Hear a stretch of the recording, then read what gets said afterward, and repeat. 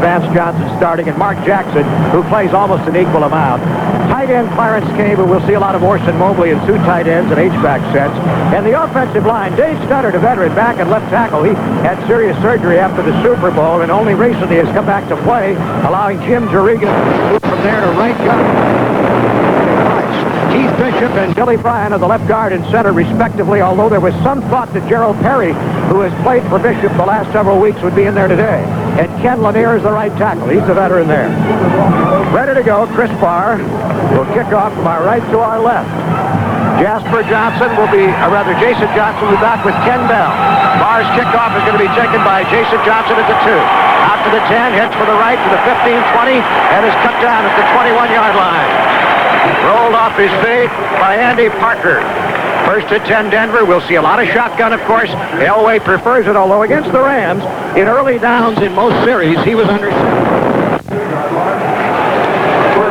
He really had that fire in his eyes, though, last week against the Los Angeles Rams, Bill, and if he plays that way today with that same type of...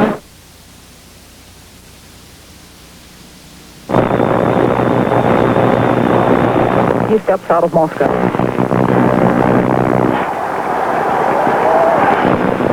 He backs in the eye. He's under center. Jackson is to the left.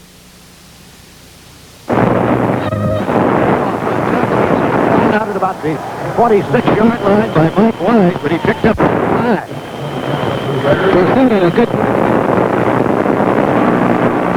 that the Raiders have come up against Dorsett, whether it be at Denver or at Dallas. He's played very well against Los Angeles. He had 119 yards in the game at Denver earlier this season, and 2 years ago when he was with Dallas, he rushed for over 100 yards against the Raiders as well. Raiders immediately are at a 4-man front now with Scott Davis added, and one linebacker has come out, being Rod Martin. Denver on 2nd and 5. Slotting right. Mark Jackson against Haynes is in the slot. Out to the right is Vance Johnson against Phillips. Split backs. Elway back. Wants to throw the football. He looks. He goes underneath, and Dorsett can't hold it. At the 31-yard line, trying to get the first down. A little bit of a low throw. Coverage there by Lyndon King. Now it'll be a 3rd and 5. Denver's third down conversion rate this year, 40%. The Raiders' defense has yielded 37.4%.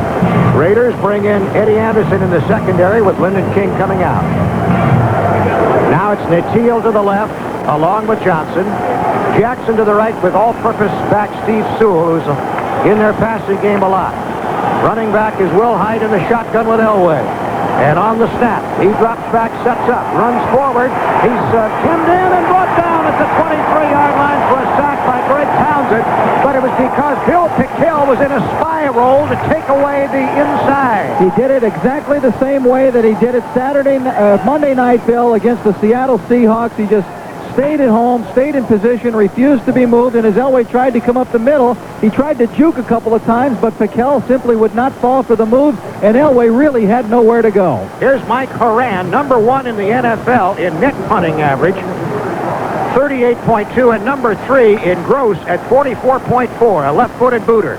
He boots, and Tim Brown retreats, backpedaling to take it on his own 24. Starts up to the 30, jitterbugs to the right, looking for a lane, running laterally to the 35, takes it up the field to the 41. He couldn't get it any farther outside, so he took as much as he could then when he saw a little daylight straight up before Sewell brought him down. And the Raiders, operated by Jay Schrader, at quarterback with Bo Jackson and Marcus Allen in the backfield slots, Tim Brown and James Lofton wide receivers, Andy Parker the tight end, Don Mosbar, Chris Ream in for the injured John Giesing at left guard, Bill Lewis, Bruce Wilkerson, and Rory Graves left to right in the offensive line. 53-yard punt, but a 17-yard return by Brown. Just outside the 40. We'll give you the Denver defense in a few moments. They operate in a 3-4, but they'll show a very tightly stacked, sometimes 7- or 8-man front. Back goes Schrader. Just a 4-man rush. Over the middle, short pass to Brown. He has it at the 46, and he's dropped right away by linebacker Rick Dennison. Walt Boyer, Greg Cragen, Andre Townsend left to right are the down 3 linemen.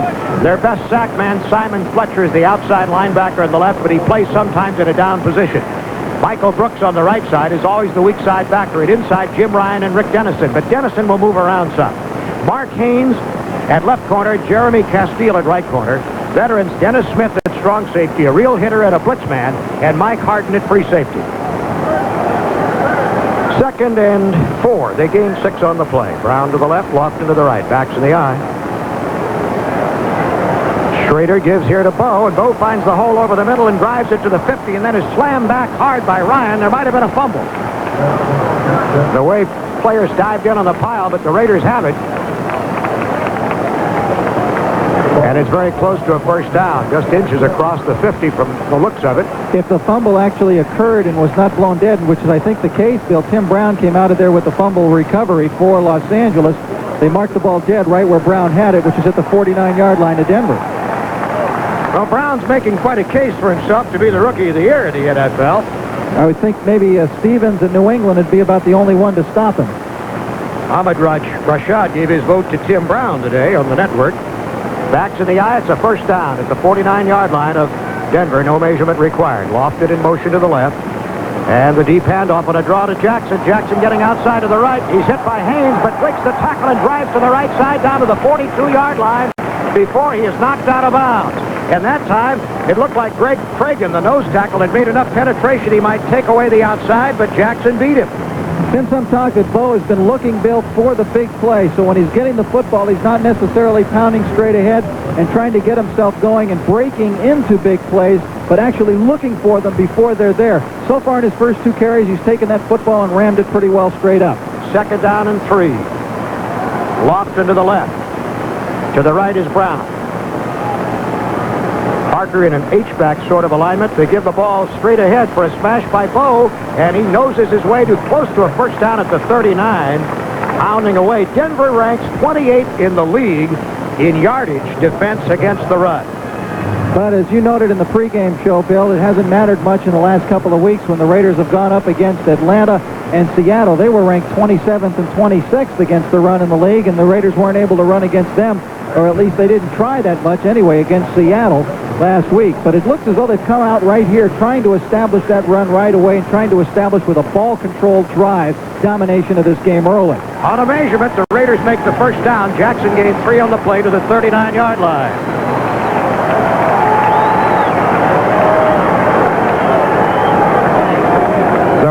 Gained over 480 yards in the game against Denver, but they were not consistent in getting the ball in the end zone once they got down inside the 30. Even in field goal territory, Lansford kept hitting the upright.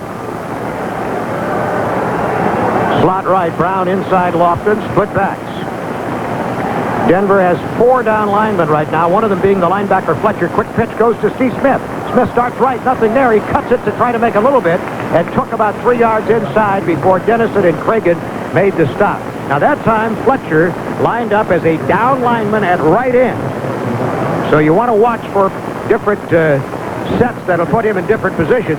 A little bit like Carl Mecklenburg, their great defender, who has been out since early in the year and is expected back probably next week. He's had a broken thumb, but he could not make it back for this week's game, and he's the guy that they really move all over the place. Now they bring in Rulon Jones, Bill, who's been a great pass rusher, but very disappointing in his work against the run. 2nd and 8, but look at the backfield. It's Vance Mueller and Steve Smith. Slot formation to the left. Schrader under center. Back he goes. Keeps one man in the block. He has a lot of time. He throws to the left side, and Brown makes the catch for a first down, or nearly. That'll depend on the spot. He made the catch in front of Art Haynes on a turnout. They don't give him a particularly big edge on the spot, and he may be just shy of the first down. And there is a flag down, way down in the secondary on the other side of the field from the play.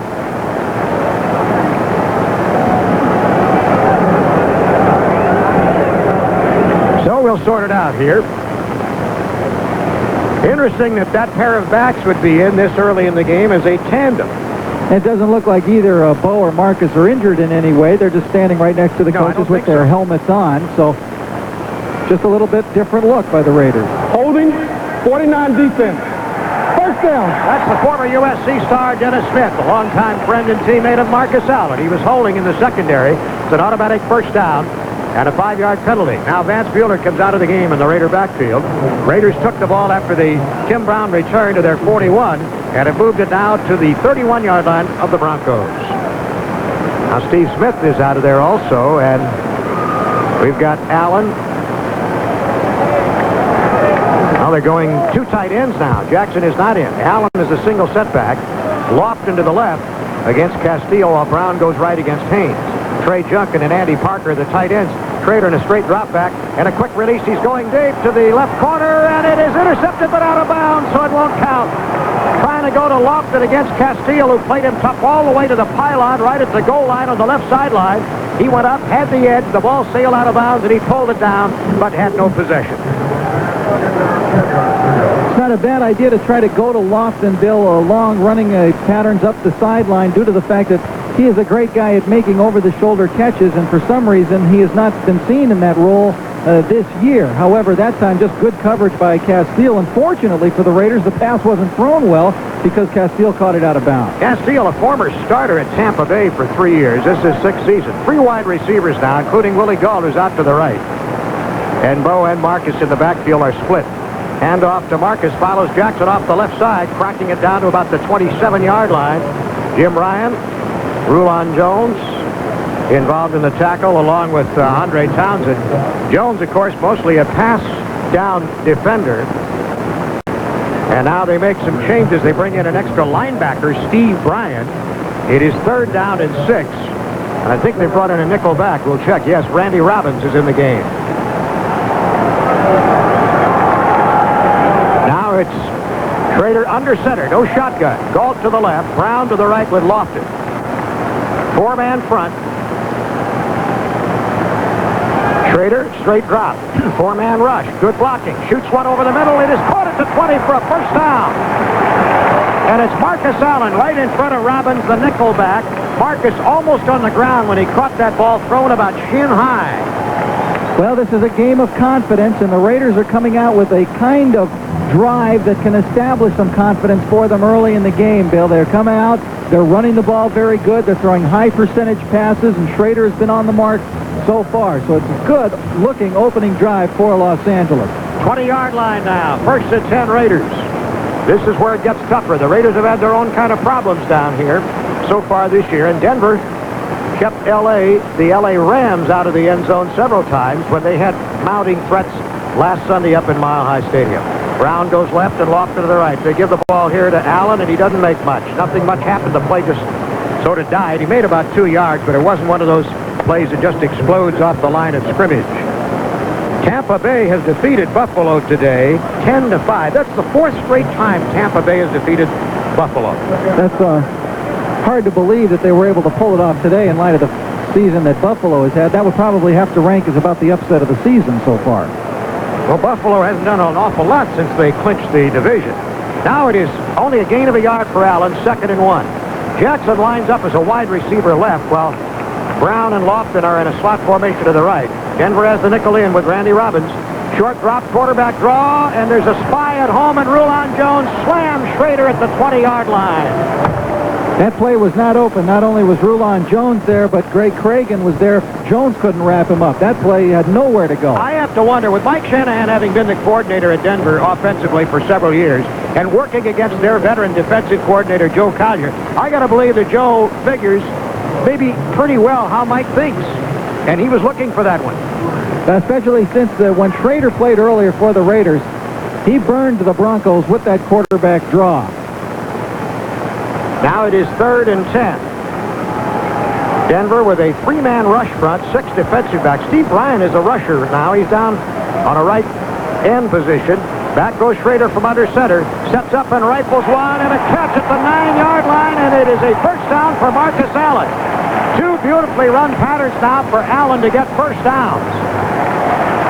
There were open men all over the field on that one, Bill, and he just picked up the guy that which he could get the first down with, which was Marcus Allen. Schrader really drilled that one, didn't he? A lot on it. 1st and goal now, unless the measurement shows otherwise, and they are bringing in the chain gang. One thing we're seeing, the Raiders in certain passing situations are not showing the shotgun today, which may be in deference to the fact that Schrader at Washington never worked with the shotgun, and probably it would take some time and long practice in camps and summer camp to be able to really feel comfortable with it. And I think that's the case today, Bill. We'll see very little of the shotgun for Los Angeles. Boy, what great protection Schrader had on that pass. Now the Raiders do have the first down after the measurement, and it's about the 9.5. No score. We have 6:34 to go in the first quarter. Wide receiver Lofton to the right. Timmy Brown only a yard out to the left. Backs in the eye. That's Steve Smith with Bo as the tailback. Schrader long count. Maybe an audible here. Gives it to Bo. Not much there as he second efforts and shoots down to the 4-yard line. An amazing performance. The whole play was stacked. They stuffed Steve Smith's lead block at the 10. Bo went down low. It looked like it was all over, and suddenly, like somebody shot a rocket, he was down at the 5-yard line and beyond. Well, he was running by a block in front of his man, and now that I look at it on a replay, Bill, I still don't know how he got through. He submarined low right under some people, but really, Bo just disappeared from sight. Boy, you don't think that was some leg drive? First and goal just inside the 5. Lofton left against Castile. Brown is lined up as a tight end on the right. Backs in the eye. Jackson the tailback. It goes to him. Off the left side. Breaks a tackle to the 2. Touchdown, Raiders! Spiko. Bo really nailed that one. That was sheer power drive by Bo Jackson off left tackle.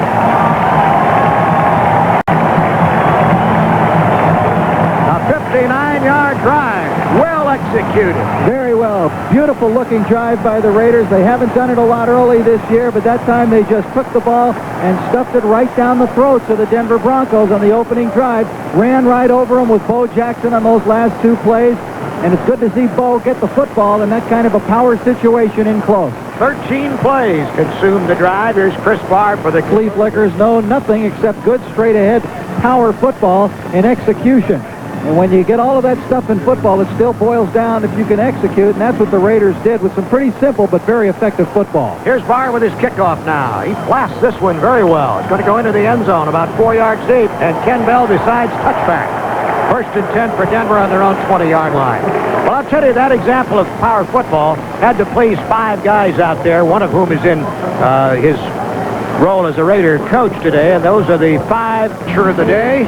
The Raiders using up well over 7 minutes in their drive, 7 minutes and 48 seconds. But, of course, they're very fresh in their minds, the fact they had the ball 16 minutes less than Seattle Monday night, and that proved costly. Stacy Turan is in the secondary as play resumes here. Ron Fellows is on the sidelines. Denver under center is Elway. Back, sets up, is driven out of the pocket, and Scott Davis sacks him at the 10-yard line. Davis defeated the block of Dave Studdard, the veteran tackle. Elway tried one of those scramble squirms and couldn't get out of his grasp. They turned the wrong way on that one and ended up turning toward Davis. Studdard was the guy who was lined up against Scott Davis. Studdard just made his first start of the year last week against the Rams, trying to come back from a horrible knee injury that he suffered in the Super Bowl, but he was beaten badly on that play by Davis, and now the Broncos are in a hole.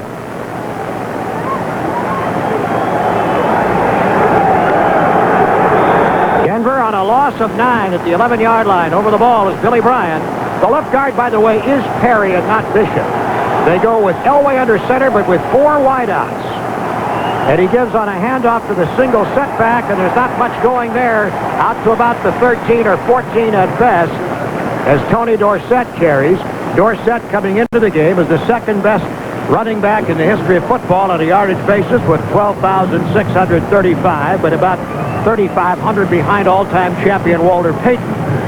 Threw a touchdown pass last week. He sure did. You see did. that one, Bill? He told everybody afterward he'd thrown a couple as a member of the Dallas Cowboys, but records prove that that was not the case.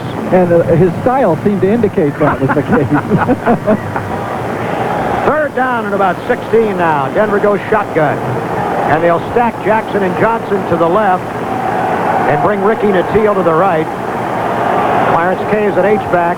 Back goes Elway. The Raiders don't come hard. They're dropping off to cover. Now Elway steps up against the run, throws underneath the Wilhite. 20, 25, hit hard and goes tumbling forward to the 29, but short of the first down. Solid hit by Jerry Robinson that time. Well, Elway escaped disaster. That time it looked as though he was going to be sacked again. Mike Wise and Bill Pickel came up, and he's managed to step between those two and ahead of them right at the last second. He had early good protection, but then it was just too long, and boy, Wise and Pickel just missed him. So it'll be a punting situation for Mike Horan out of Long Beach State. We mentioned one of the premier punters in football right now. Tim Brown drops back in the sunlight at the 25. The overcast not around overhead now. It's sort of moved on a bit to the north. Waiting for the snap from Keith Bishop. And there's the boot. It's kicked low, but away from Brown to the left sideline as he views it, and it goes out of bounds on the 39. I don't think they want too much of Brown, and that's a good tactic. Timeout on the field, 3:11 to go in the opening quarter, a 7-0 Raider lead in good field position, and we'll be right back. Hardline, only a 32-yard punt as Horan kicked away from Brown, preventing a return, but didn't get the ball up and get any real leverage on it. Marcus Allen is driven backwards, still on his feet on the first play. Recovers at the 40, breaking tackles 45, 49. Running like a man possessed. He bounced out of there in a semicircle after initial defensive penetration looked to have thrown him for a loss, and he makes nearly 10 out of it. Well, he ran right into Cragen, the big nose man, who met him right at the line of scrimmage and seemed to have him stopped right there, Bill, but that he just bounced off of him, no problem, and wheeled around and picked up good yardage. The same way he was doing against Seattle. It was, I was sorry to see Marcus not run the football a little more up in Seattle because he looked as though he could have had an amazing night in that game the way he was off and running. He got a first down, and it is 6-0 in the first down column. Raiders leading. Willie Galt now is, Schrader has to call a timeout here. Whatever it was, something was wrong, at least as far as the play and the formation or the play and the personnel matched up. With a timeout, 2:23 to go in the first quarter, 7-0 Los Angeles. We'll be right back. 60. Slot left now with Galt inside Mervin Fernandez. Allen in motion, quick pitch to Bo with Allen leading. Bo trying outside, not much there. He's cut down by Smith from behind. Backside pursuit at the 50-yard line for a gain of about 1. Cincinnati has defeated San Diego 27-10. And Indianapolis over Miami 31-28. Miami, Rich, has lost 9 straight games in their own division, all 8 this year. Well, that's got to be eating up Don Shula. A couple of quick first quarter scores. Kansas City is off to a 14-0 lead over the Jets. And Minnesota leading the New Orleans Saints 7-0 in the first quarter. Galt to the left, 2 wide receivers. Brown and Fernandez to the right, but Schrader under center. Again, we've not seen any shotgun.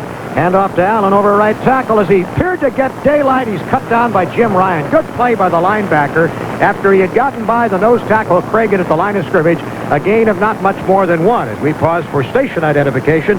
This is the Raiders Radio Network. 1350 KCKC San Bernardino.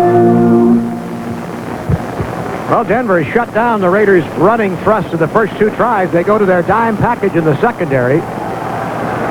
And they have Steve Bryan in as a 4th down lineman, and they put Fletcher as a down lineman at left end. Raiders 3 wideouts, 2 running backs. One of them, Steve Smith, stays in the block. Here comes a blitz, and Schrader is creamed back at the 44-yard line. A blitz that time by nickelback Randy Robbins. Untouched from Schrader's right. Just took a wide circular route around the outside, and Schrader did not feel his presence until the very last second, and he just kind of tucked the ball in. He knew he was about to be hit. Robbins, the 5th-year player out of Arizona, coming up with a big hit, and he was pumped up after that one. Here's Jeff Gossett now, one of the best punters in the league this year in many respects. He's 2nd in the league in punting the ball inside the 20. He can let go of this one, and he does. He really rips out a beauty. Back waiting to return from the 12-yard line is Will Hyde. He slips at the 15, lunges out to the 18, where he's touched down by Trey Junkin. And it'll be Denver's ball. There's a flag down up at the line of scrimmage, and the Raiders may have had somebody down too early. Mentioning Gossett, he's put the ball out of bounds inside the 20 21 times. Only Ralph Mashienko of San Diego has done better. That out of bounds or inside the 20. And on the other hand, the Horan, the punter for Denver, has not had 1 called for a touchback. That's an amazing figure. The only punter in the league. Offside, kicking team, it's declined. Denver will take the football. When Elway is on his game, field position really isn't quite that important, Rich. No, he can just kind of crank it up on his own, Bill, actually. He can beat you with the run, as he did the Rams last week in a couple of real key situations. Or with the 3 amigos, he has the ability to go up top. Well, he's got 2 of them in with him. Mark Jackson to the left against Mike Haynes. Out in the slot is Vance Johnson, the sprinter, against Ron Fellows. 2 tight ends and a single setback Dorsett. Elway backs up into the pocket, lays it off in the left flat, and I'm sorry, it's not Dorsett, it's Winder, and the ball was too high for him, and he couldn't hold on. Sammy Winder, a solid bread-and-butter type of back in his 7th year. 427 yards rushing. They don't throw to him that much, but his 4,800-plus yards on his career, second-best figure in Denver history. Yeah, he had over 7. He's usually between 700 and 800 yards every year. That's the way it's been the last 3 years. He'll be far under that this year, Bill, due to the presence of Dorsett, but he still gets to carry the ball quite a bit. Also, he has handled the ball 129 times this year, receiving and rushing without a fumble. Now it's 2nd and 10. Denver sends Johnson in motion out to the left. 4 wide receivers and a shotgun. Here's the rush. Elway has time, throws underneath. A short completion that gets about only 3, and very quickly a hard hit ends that play at the 23-yard line in the hands of Vance Johnson. You don't think in terms of Vance Johnson and short passes like that. No, you sure don't. He's got the great speed, and you want to get him out into the open field because that's where he's at his best. 56 catches thus far this year, the best of his 3-year career with 3 weeks to go, counting today. And there's the gun. The first quarter is history. The Raiders have the lead at 7-0, and we'll be right back. How hot can it get inside your car's engine? This hot. 570 degrees under extreme conditions. Water boils at 212 degrees. Paper catches fire at 450. As Jim Juriga, starting left tackle who has been switching to right guard in place of the injured Keith Karts, is out of the lineup right now getting an examination. And so Keith Bishop, the veteran, is back at left guard. He's been out quite a few weeks, except for snapping duties because of a variety of injuries. And Perry is over at right guard. So they're really juxtaposing. And that could hurt what they want to get going. It is 3rd and about 4.5 now. Natil to the left. 3 other receivers to the right. Raiders put together a 5-man rush, airing it out way up the left side. The ball is thrown in a misread. Natil made an out pattern at the 40, and Elway threw it 20 yards farther up the field. Right now, Denver looks to be very out of sync.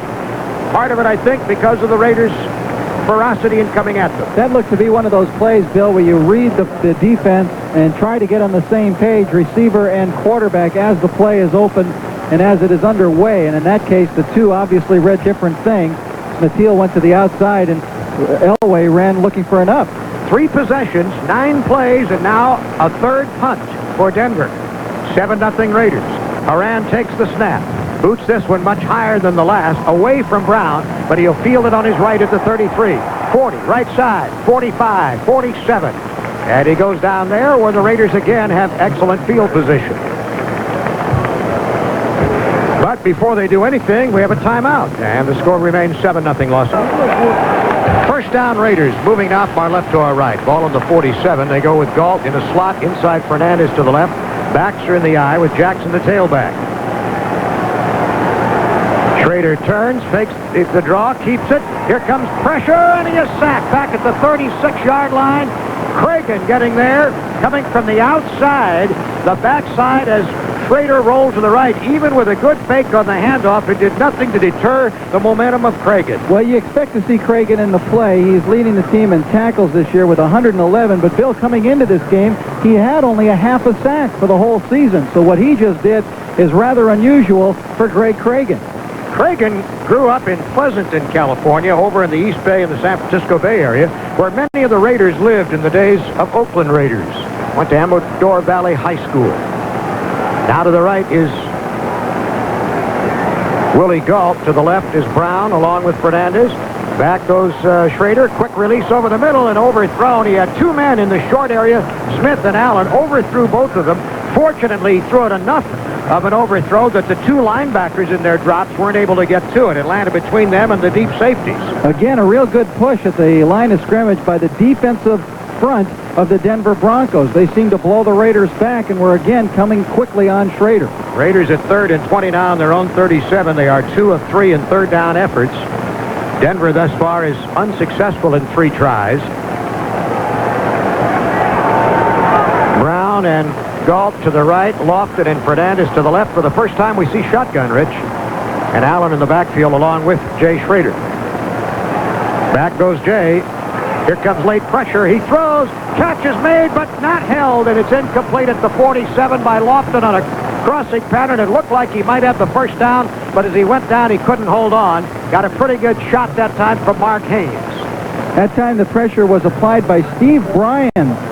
Bill, a linebacker, a second-year guy out of Oklahoma. He came from the defensive right and got to Schrader just as he unloaded and gave him a good little shot. He's been in as a down lineman at end on passing downs. Good long punt by Gossick. Will Height, the veteran back, 15-yard line, out to the 20, and goes down at the 23. And again, Raiders covering well.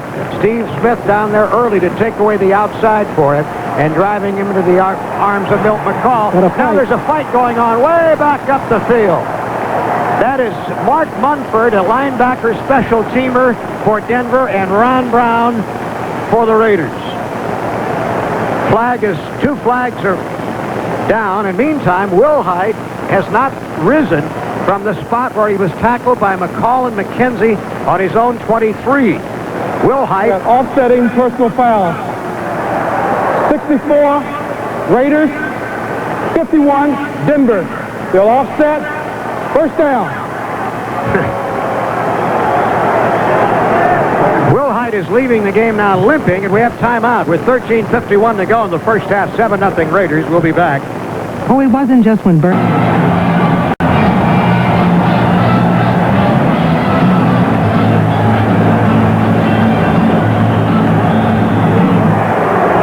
Now here comes Mark Jackson to the left. He had a big week against the Rams last Sunday. 6 catches, 140 yards, a couple of touchdowns. He's working against Haynes. Here's Vance Johnson in motion from the right. Deep handoff looking for Dorsett, the second back through, but it's pretty well stacked up in the middle by Piquel and his mates, and he got about 2 out of it.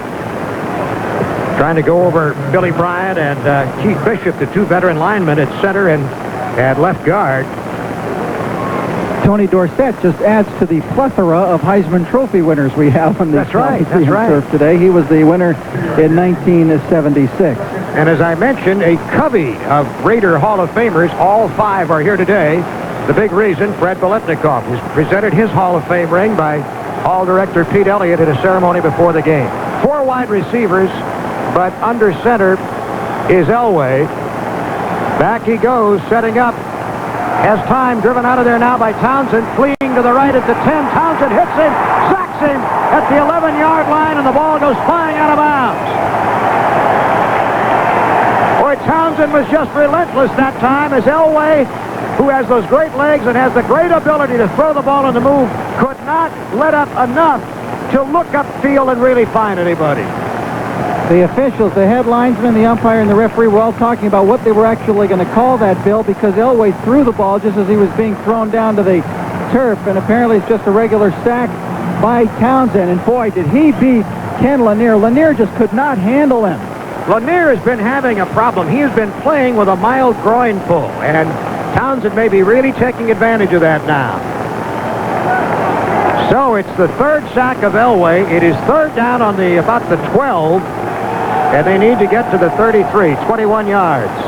Now they're going to look at it on the replay to see if Elway threw the ball, apparently, before he was in the grass. You know, Rich, last week against the Rams, Elway had a pass batted down by an in-running pass rusher, or batted up. It went into the air.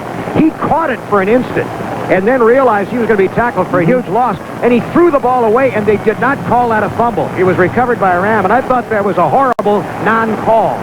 Well, now this play stands, though, so Elway comes up in the shotgun. And he's going to quick kick, and he does. A low punt. He's going to bounce up the field at the 40. The Raiders will let it go at about the 50-yard line. That's something Elway did last year.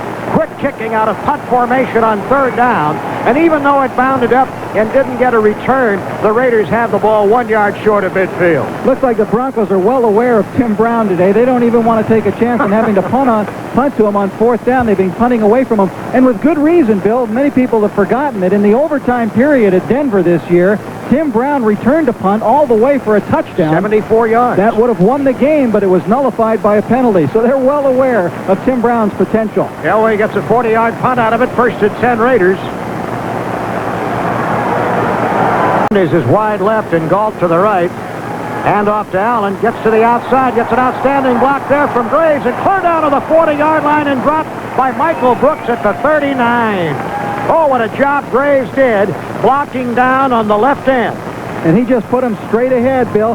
Actually, it was against Brooks, and he kept driving Brooks straight back, straight back, straight back, and finally Brooks played off of that and combined with Mark Haynes to make the stop. You know, Rich, that was one of the things that I mentioned early in the game they do. They jam their linebackers up there to about a 7-man front, and in that instance, Brooks was virtually a lineman at the line of scrimmage. First down, 7-0 in first downs, Raiders. Lewis ready to snap. Slot left. Quick pitch to Allen. Cuts back against the grain and gets nowhere. Before he can get back to the middle, he's dropped at the 40-yard line by Brooks. Brooks has been a backup all year long. Moved into the starting weak side linebacking spot so Jim Ryan could go inside where Blankenship, who had been the replacement for Mecklenburg, went out with an injury a couple of weeks ago.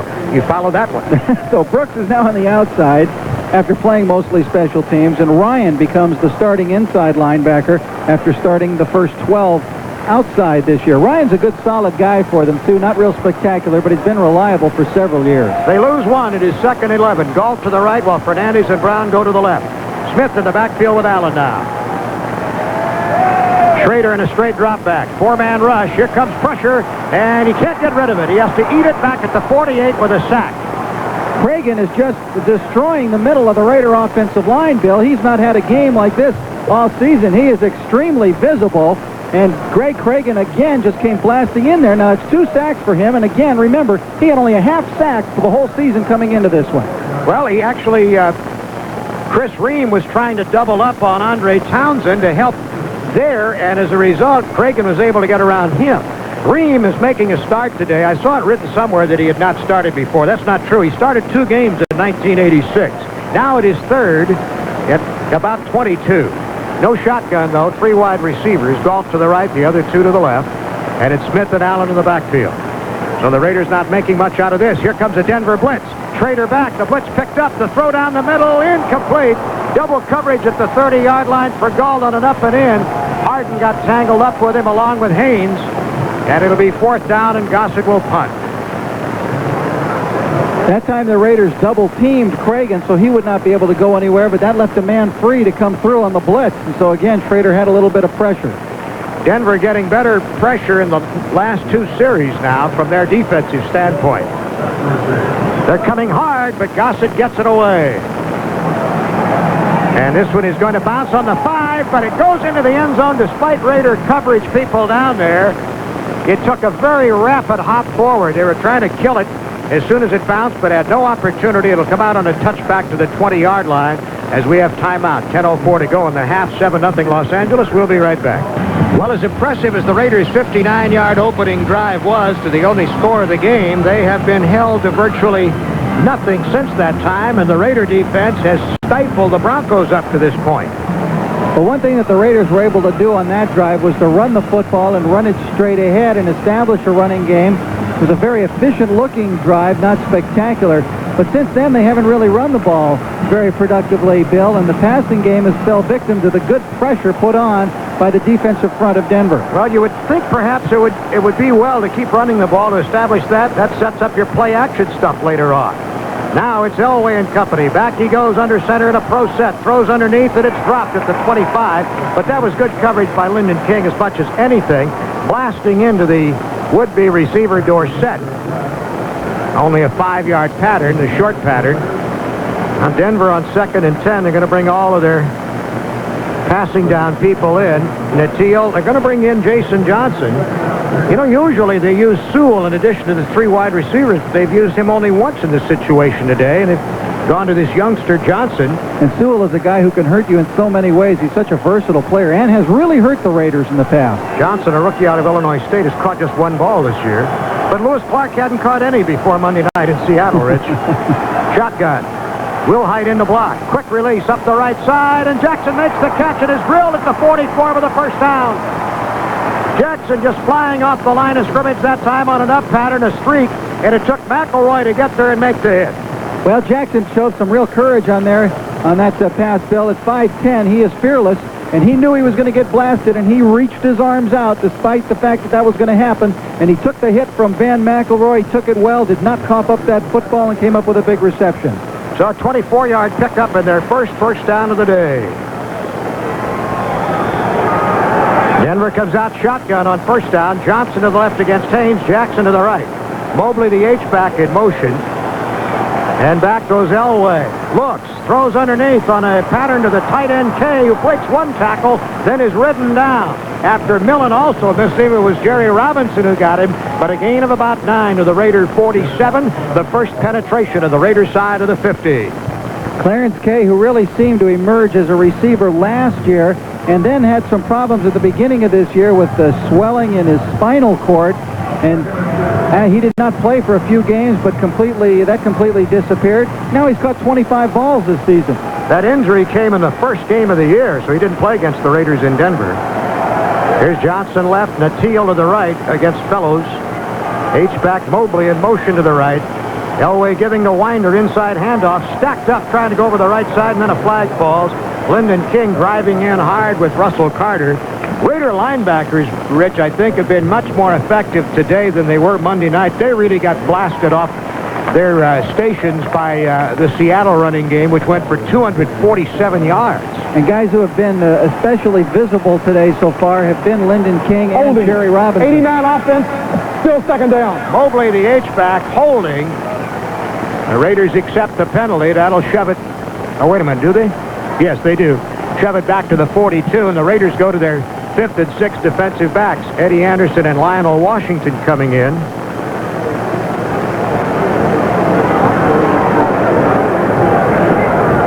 One linebacker, Jerry Robinson, in the down 4. Taylor and Piquel inside, and Townsend outside with Scott Davis. We'll see a shotgun here. 3 wide receivers to the left. There's Sewell along with Johnson and Jackson, while Natil goes right.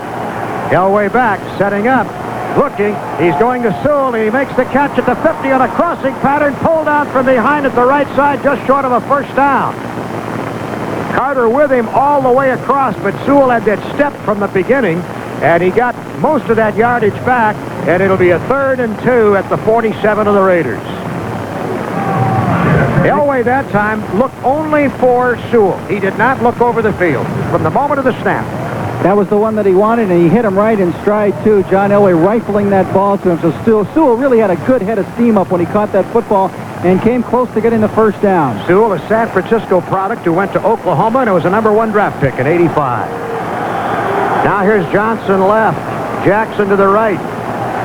Shotgun with 2 backs. Elway back, pumps once, looks, going to Dorsett up the right side, but he is boxed in, and the throw is thrown away. Dorsett on an out and up against Lyndon King, and King just never let him open the door that time. Actually, he made him go out of bounds, Bill, which effectively put Dorsett out of the play at that point. And again, Elway that time, Rich, was not looking off anybody. He looked for Dorsett at the instant of the snap and stayed on it. He has not started out this game, at least, Bill, in the electrifying fashion that he played the game last week against the L.A. Rams. Now Gary Kubiak, their backup quarterback, is in. The Raiders were preparing for a punt.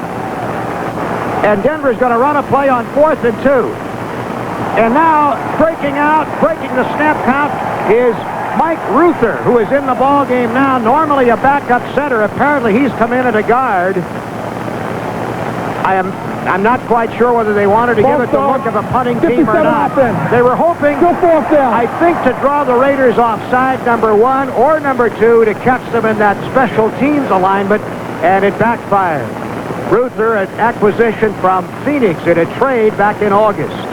Well, if they were going to actually run a play, I think they might have been in a position where they were going to run a play, because Kubiak lifted up his foot and he sent the man in motion behind him, and that's when Ruther went. And that was Sewell who was in motion, but now it's 4th down, and here's Horan in the punt. So this is be ready for anything Sunday. Brown back just inside the 15. No big rush. Horan gets off a high hanger, this time to Brown's left, and he has to step out of bounds and let the ball bounce at about the 11, and it's killed there by Denver coverage. Good punt by Horan. And they're really running Brown sideline to sideline right now. That's obviously the plan, to make him run a distance to get the football. And it's been good strategy there. That you couldn't have a more perfectly placed punt than the one Horan just got off. You remember the game that he punted against the Raiders earlier this year in Denver? He was magnificent in that game, averaged about 57 yards a kick. He had a 70-yarder up there. Right. Raiders now with their worst field position of the day. Most of the time they've been well out toward midfield. Now Schrader trying to get something going. Let's see if they get back into that running game and establish something. Tim Brown is lined up at a tight end, and Bo Jackson breaks a crease and blasts out, picking a tackle at the 20, and he's out to the 21. Bill, everyone held their breath. He had one tackle to break, and he was gone on that. And it was a good hitter, Dennis Smith, who made the stop. Looks as though he has his running legs underneath him today. He looks very powerful. Went right through the middle, broke 2 tackles, and then Smith grabbed hold of that leg and simply would not let go. And Jackson finally went down. That was a touchdown-saving tackle by Dennis Smith. Just under 10 yards. It'll be second and inches. Jackson with 7 carries for 34 yards. Allen 6 trips for 28. The Raiders could very well play fake and throw right here on a short yardage situation. They put Parker in motion to the left. They're not going to play fake, but they are going to drop back and throw. And a quick toss to the left side. First down.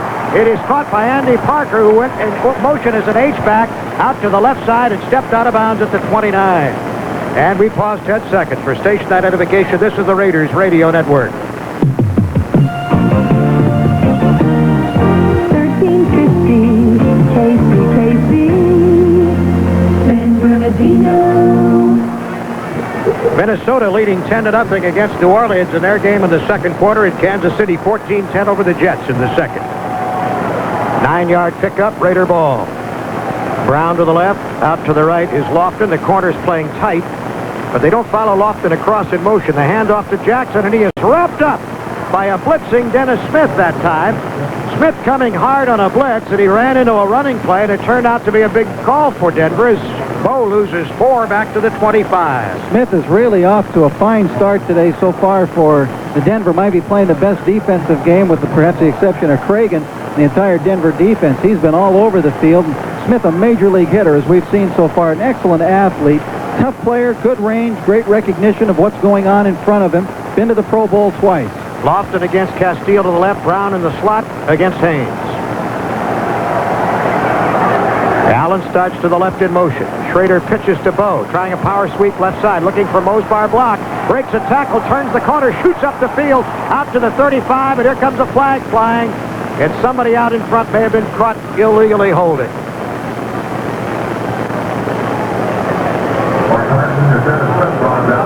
Incidentally, with Mosbar out front blocking, Rich, point should be made. A lot of times guys are playing, and you don't think of the conditions under which they're playing physically.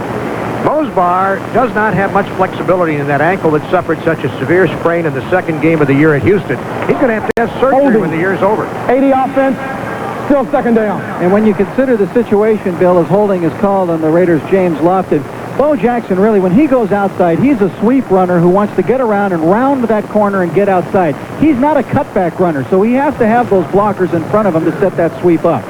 James Lofton called for the holding call, and it's at the 22-yard line. The Raiders are now second down and about 18.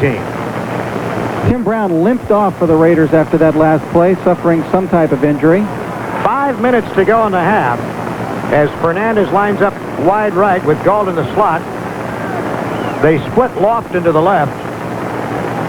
Schrader straight drop back. Here comes a hard charge, but he gets rid of it, and it is dropped. Lofton between 2 receivers should have had, or 2 defenders, really should have had that one. There was good pressure on him up at about the 33, but that was the pro catch that he would figure to make.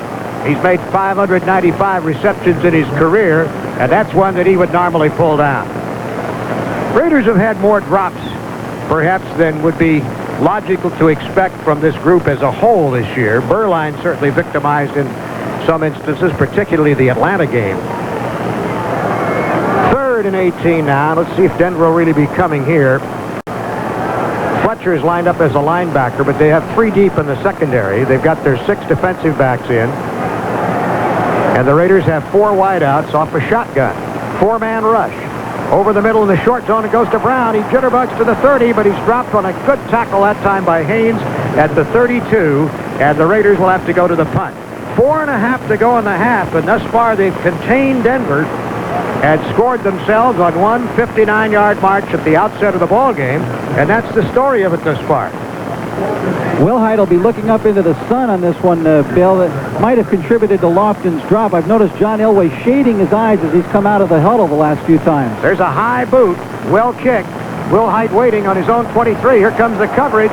He reverses it. It goes to Jason Jackson, but the Raiders are alert, and they drop him at the 27. Reggie McKenzie not going for the fake that time and not biting on the reverse. And so it'll be 1st and 10 Denver. Kind of interesting, isn't it, Bill, that the Raiders seem to have put the tricks away for today and gone to a simplified offense. Well, you may remember always, at least in the time the Raiders have been playing against Dan Reeves teams, the Broncos have had a lot of those little tricks up there. Always have, and they're pulling a few of them out already, and I bet that's not the last one we see today. Mark Jackson goes to the right against Fellows. They bring Vance Johnson to the left. He used to print messages on the soles of his shoes. Here's a quick pitch now to Winder, trying to follow to the right. Nothing there. Flag down. He manages to get about 3 out of it to the 33 before he's dropped by Robinson. Raiders did a good job there, Bill, of keeping in their lanes as they were watching, because especially with Winder, he's a slashing cutback runner. He really excels at that cutback, and you've got to be aware of it when he's got the football. Denver was holding. Their line situation very much Hits the juggled. offense. Still first down. Perry is working at right guard, Bishop at left guard, Bryan at center, the latter two veterans. Bryan missed a lot of last week's game with an injury that knocked him out during the day, and Ruther at that time was the center. Studdard and Lanier working at the tackles now. Got one of the biggest crowds of the year on hand here at the Coliseum. It looks as though they're still coming in fact, so a large portion of the open end of the Coliseum filling up. You mean our early broadcast lured them here? Apparently, evidently so, Bill. 1st and 20 rather, back on the 18-yard line. Elway under center, gives on a draw to Winder, and the Raiders put the vice on him at about the 22-yard line. Good penetration by Mike Wise, who slowed him up, and then a group finished him off, led by Piquel on the bottom of the heap. One thing that hasn't happened, even though you have this large crowd, Bill, is the fact that the crowd so far has not been real loud in terms of when Denver has the ball. They haven't really gotten involved that way. John Elway said this week he doesn't mind coming out to L.A. because it's not a loud stadium at the Coliseum. Well, there's a big crowd here today, and they could make it tougher on Elway if they chose to do some yelling. Jackson and Jason Johnson to the right, Vance Johnson and Teal to the left. It is 2nd and long, about 16. Shotgun. Elway running right. There's that little shovel pass, and Sewell is dropped at the 24. A play that, over the years with Elway, has burned the Raiders frequently, does nothing but fizzle there because Greg Townsend was alert to it. Yeah, it burned the Raiders this year, too, when they tried to run it themselves. 3rd and 14 now. Denver on 3rd down efforts, 0 for 5. Elway thus far is 6 for 11, 64 yards. They've been beyond the 50 just once. 2:15 to go in the half. 7-0 Los Angeles. 2 receivers left, 2 to the right. Sewell is in the backfield, another guy who gets the pass patterns. Elway back, looking well up the field to the right side, going to the field. It is picked off by the Raiders at the 48-yard line. Excellent play by Ron Fellows, the first takeaway of the day. Boy, did Fellows line that one up. He was looking interception all the way. The Raiders combined for double coverage on that play, and now the Raiders will have a chance as we approach the 2-minute mark here, Bill, to take over the football and have it in outstanding field position at the 48-yard line with time enough to go in and get another score. Fellows, who's done an excellent job in a replacement role this year after being cut early in the year, suffered a bit in Seattle on Monday night, but he's come back strong here today. And Elway suffering the interception just a week after he threw his first 3-touchdown game of the year. Raider ball, 2:01 to go in the half on their own 48. 3 wide receivers, Brown, Fernandez right, Galt to the left. Split backs. It's Allen with Smith. Schrader in a straight drop back, only a 3-man rush, so he goes over the middle underneath, and he's got Allen at the 45 of Denver. Pickup of about 7 as he's immediately knocked down. And the 2-minute warning to both benches, specifically 1:54 remaining in the half. 7-0 Raiders. We'll be right back. Budget Rent-A-Car and American Express present Tips for Travelers. Now it is 2nd and 3 Raiders. 45-yard line of Denver, 1:54 to go. Raiders have 2 timeouts left, Denver 3. 3 wide receivers, Schrader under center. Smith and Allen are split backs. They adjust over a step each. Back goes Schrader, quick release. Smith, 40-yard line, racing to the 35, being chased by Hart to the 20, 15, 10, 5. Touchdown Raiders! Shades of September 26th. Steve Smith from Schrader running the distance from 45 yards. Don't blame Steve Smith if he'd like to play every game of his career against the Denver Broncos. What Bill was referring to just moments ago was the fact that when the two teams were in Denver, Smith caught passes from Schrader for 42 and 40 yards for touchdowns, and today he takes this one 45 yards for touchdown. That is quite a passing combination against the Broncos. And all three of those touchdowns, he ran all but about 5 yards of them. And I think Schrader saw something when he adjusted the backs, each a step to the right, and made the call. He picked it up, and the perfect execution gives the Raiders a 2-touchdown lead as the conversion is up and good. And we have the opportunity to take a 30-second break. We'll do that, and we'll be right back.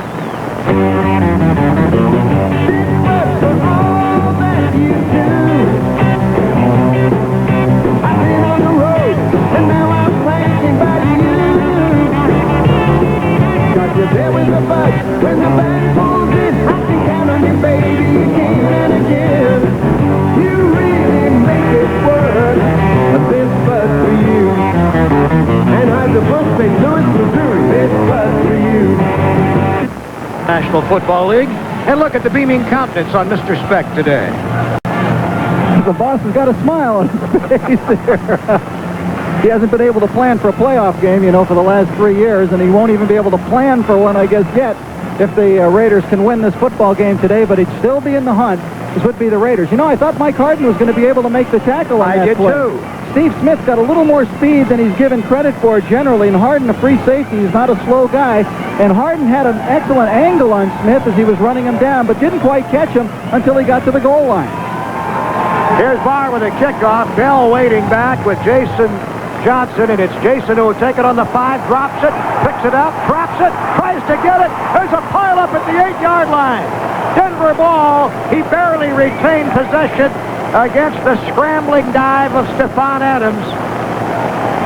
Oh, what a horrible thought that must be. What your mind must be doing when you're a rookie and you let the ball squirt twice out of your grasp within your own 10-yard line. Again, he was looking up at that strong sun. That was on the first fumble, but on the second one, he was just over-anxious. Bill tried to rush to pick it up and couldn't get it, and finally, the Broncos were fortunate enough, from their standpoint, to recover the fumble. Now, there's 1 minute and 40 seconds remaining. This is a big defensive stand for the Raiders, Bill. The Raiders still have 2 timeouts remaining. They might use them in a defensive spot and try to get the football back if they can stop Denver. Elway in the shotgun, shading his eyes with 4 wideouts. Raiders 3-man rush front. Elway into the end zone on a drop. Throws underneath, and he's got Vance Johnson out at the 20, and he's got a first down. He's nailed immediately by Jerry Robinson.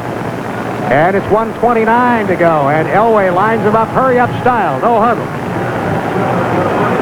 The low sun this time of December, really tough from this end of the field. He throws again underneath. Wilhite, he just goes down before he's tackled at the 28-yard line, touched by Jerry Robinson, and now Denver will have to take the timeout. Wilhite went down as if he thought that were the sideline. I can hear Gypsy Boots Bell from up here, Bill. It must be an important game. All right, 2nd and 3. Elway brings him out in a shotgun. They have 2 timeouts left. Back he goes, 4 wideouts. Protection, throws short. Natil has it, and it's at the 33 for a first down, a diving catch. He's touched down again. Boy, he's really gotten them out of the hole here. 3 straight completions, and they're moving the ball pretty good as we go inside a minute. 1 minute to go. Remember, Elway can get a big one at any time, particularly if he scrambles and those receivers start working in the secondary, and the secondary trying to keep up with him. Elway throwing short again, incomplete through the arms of the receiver at the 40-yard line.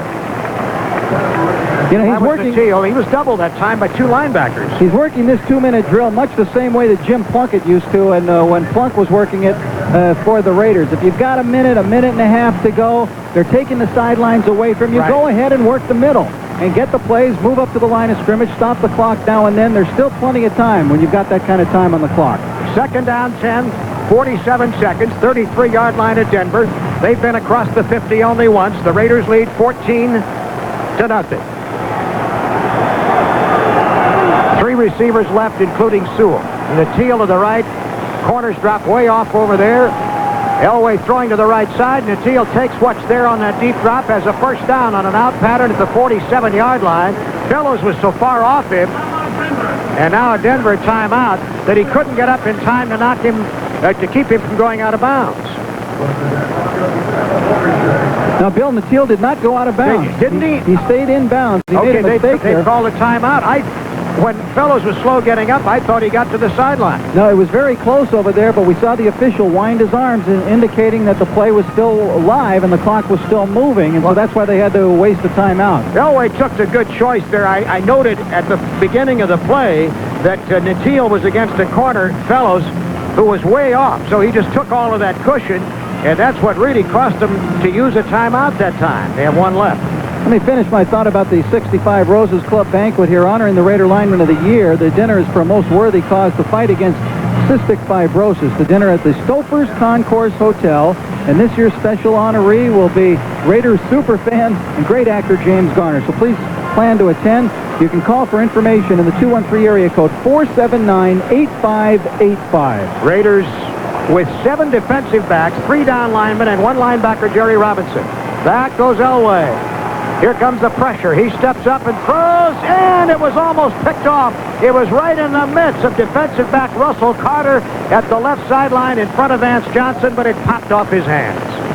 Ooh, Russell had to be a little over-anxious on that one, Bill. I'm sure he saw nothing except green grass in front of him and those yard markers, which he could have ticked off with no problem had he been able to hang on to the football. Carter does not have an interception this year, as well as he has played. Carter's a big pickup for the Raiders. Still only 26 years of age. Looks like he's a guy who can be in the picture for quite a long while here. 4 wideouts. Shotgun. Sewell, one of the wide receivers to the right. Back goes Elway. Delivers to the right sideline. A comeback pattern that is complete for a first down in the arms of Natil. But the clock moving to 25 seconds. Denver used its last timeout at the Raider 43. 25 seconds left, so Elway could still get it into the end zone. He might even, short of that, be able to get the ball down where Carlos could take a shot at a field goal. But remember, Carlos has missed his last 5 field goal attempts for the Broncos. Let's take a look at the NFL scoreboard and what we have today in the way of final scores. The New England Patriots defeated the Seattle Seahawks 13-7 today, dropping the Seahawks to 7-7, which means that the Raiders, were they to win today, could move back into a tie for first place in the AFC Western Division. Cincinnati ran its record to 11-3, a 27-10 win over the San Diego Chargers. Indianapolis beat Miami 31-28. Tampa Bay, and maybe the upset of the year, knocked off the Buffalo Bills 10-5. San Francisco 49ers beat the Atlanta Falcons 13-3. The Washington Redskins over the Philadelphia Eagles 20-19. The Giants beat the Cardinals 44-7, and it was Cleveland over Dallas 24-21. Denver players dropping like flies. I wondered why Wilhite wasn't back in the shotgun along with Elway. He has an Achilles tendon and a shoulder problem, and we don't know whether he'll play again. 3 wideouts to the left. Elway running to the left. Raiders not getting near him yet. Now he fires one down the left side. It is caught but out of bounds, I believe. No, wait a minute. One official started to rule a catch, but the other says no, and Mark Jackson was out of bounds before the ball was in his arms at the 28-yard line. Boy, Elway came running all the way from the backfield all the way up to the back judge to argue about that call, but to no avail. Now with 18 seconds left, Raiders leading 14-0 as we close on halftime. Raiders making another change here. Townsend comes out and Ron Brown in. Townsend has been doing a lot of chasing and running, and Brown, who has pretty good speed, goes in at left end with Piquel and Davis. The rest of the front 3. Robinson remains the linebacker and 7 defensive backs. Denver with Jackson and Johnson to the right, Natil to the left. Back is Elway looking for Sewell first, and he goes to him at the right side. He makes the catch and topples out of bounds at the 36-yard line. 11 seconds. Still pretty short to think of a field goal. They'd be in a situation where they'd be trying about a 53-yarder if they were to kick from here, maybe even 54 yards. Carlos' longest is 51. He's also in that streak of missing 5 in a row. Missed from 42, 36, 35, 50, and 46. Denver is yet to convert a 3rd down, and they're now at 3rd and about 4 on the Raider 36-yard line. Townsend, who was in for a play, comes back out now. Natil left.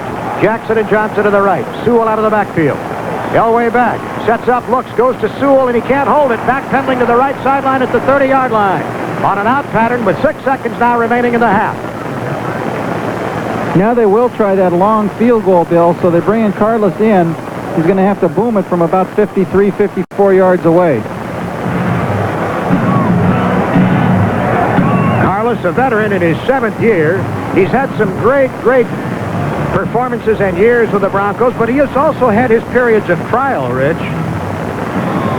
Yeah, I can remember against Seattle a couple of years in a big game, a couple of years back when he hit the upright. Well, he went into a stretch where he must have felt the whole goal line assembly was all uprights. Remember, he hit, I think, 3 within a short period of time. It's fumbled by Kubiak. Kubiak falls on it. The holder. Carlos can't kick it. Time is going to... Well, now it's 4th down. It's 3 seconds to go, and the Raiders will have time for a single play. The ball was low snapped by Bishop. Kubiak scuffled around, tried to get it set up. Carlos stepped to it, and by that time, Kubiak realized it was trouble time. You better protect that football. So the Raiders stuffing Denver's attack, even in the 2-minute drill. And the Raiders apparently will take a shot here, Bill. They're bringing in a 4 wide receiver set. Denver will probably have 6, maybe 7 defensive backs. Let's see, 1, 2, 3, 6. They have 6 along with Ryan and Fletcher as linebackers, 3 down linemen. 3 wide receivers to the right. Brown, Galt, Fernandez, Lofton to the left. Racing to the right, away from pressure. Schrader looking, waiting. There he is, airing it way down. Goal line, end zone, interception, Denver, I believe. Harden appeared to come down with it. He has it. Interception, but that's merely academic. The first half is over, and the Raiders, in a big showdown game, lead the Broncos halfway through, 14-0. We'll be back. Coach Pat Riley for your Southern California Chrysler Plymouth dealer. Pat, let's talk about it. No, these guys do it because they're playing for something worth having. Respect, accomplishment, reaching goals. Well, would you say the same is true for incentives on cars? I believe before the half. The wheels are beginning to come off for New Orleans, and Minnesota has been the hottest team in recent weeks. They are also the #1 defensive team in the National Football League. And the pattern this year really has been, Rich, for a team to seem to build momentum for 3, 4, maybe even 5 games at most, and everybody says, aha, there's the emerging power of the division, and then it turns the other way. Right now, Minnesota on the upsurge, New Orleans on the downsurge. New Orleans could wind up out of the playoffs if they don't get themselves righted. Very possible. Look, 2 weeks ago, everyone was saying, well, it looks like the Bills are going to have a home field for the entire playoffs. So there's no assurance now that they'll have that home field that way because they've been tied in the overall standings by the Cincinnati Bengals. Cincinnati today, with its victory, moved to 11-3. There's a lot of football still to be played, and with such unpredictability in the way that the National Football League has gone down this year, you just can't plan on anything happening. That's a big game for the Rams coming up tomorrow night at the Anaheim Stadium against the Chicago Bears. The Rams' playoff chances hanging by a thread right now. Rich, look at Denver. They have, in their last 6 games before today, they were 3-3. All their 3 victories were at home. 2 very impressive ones over Cleveland and the Rams. But all 3 losses were on the road, all on artificial surface, and they gave up in those 3 games a total of 136 points. Yeah, they've been getting annihilated on the road in those situations. The one thing about this game that we're seeing today, Bill, that's good news, I think, for Raider fans from their standpoint, is that the Raiders are playing a decent game here at the Coliseum. You know, their games really this year, their best games have been on the road. Winning efforts at Denver, at San Francisco, and even their losing efforts, you know, against the Houston Oilers or even last week against Seattle. At least those were good, exciting games. I think the worst football that the Raiders have played on a couple occasions has come right here at the Coliseum, but that's not the case today. Tim Brown looking into that lowering sun, waiting for the kickoff to open the second half. He's back on the 1-yard line, brings it out to the 10, accelerates, but goes down at the 19-yard line. Really couldn't find reset time. Raider ball, 1st and 10. They owned the ball for roughly 4 minutes more than Denver in the first half, though they ran only 2 more plays. It'll be interesting to see here if the Raiders try to come out now here in the second half, Bill, the way that they did at the beginning of the game, which was to establish a running game and to just play power football right down the field. They got away from that a little bit after that opening drive. Lofted left against Castile. Brown to the right. Working against Haynes. And the first handoff to Allen over right guard. Just a straight power play out to about the 24-yard line. Cragen down in the bottom of the pile again. Cragen out of Utah State. 1984, he had been cut by the Broncos. Came back as a free agent in 85. Started 9 games last year. He's the guy who took over for Reuben Carter, who had patrolled that middle so long for the Broncos. Raiders got nearly 4 out of that play. 23-yard line. High formation backs this time. Brown lines up tight opposite Parker. Fumbled by Schrader, fallen on by Jackson in the backfield. Schrader never had the full handle on the ball. As he started to pull out, it squirted away from him, and Bo got right on it. And Denver goes to its long yardage package now with 2 extra defensive backs. They'll bring Steve Bryan into the game as a rusher.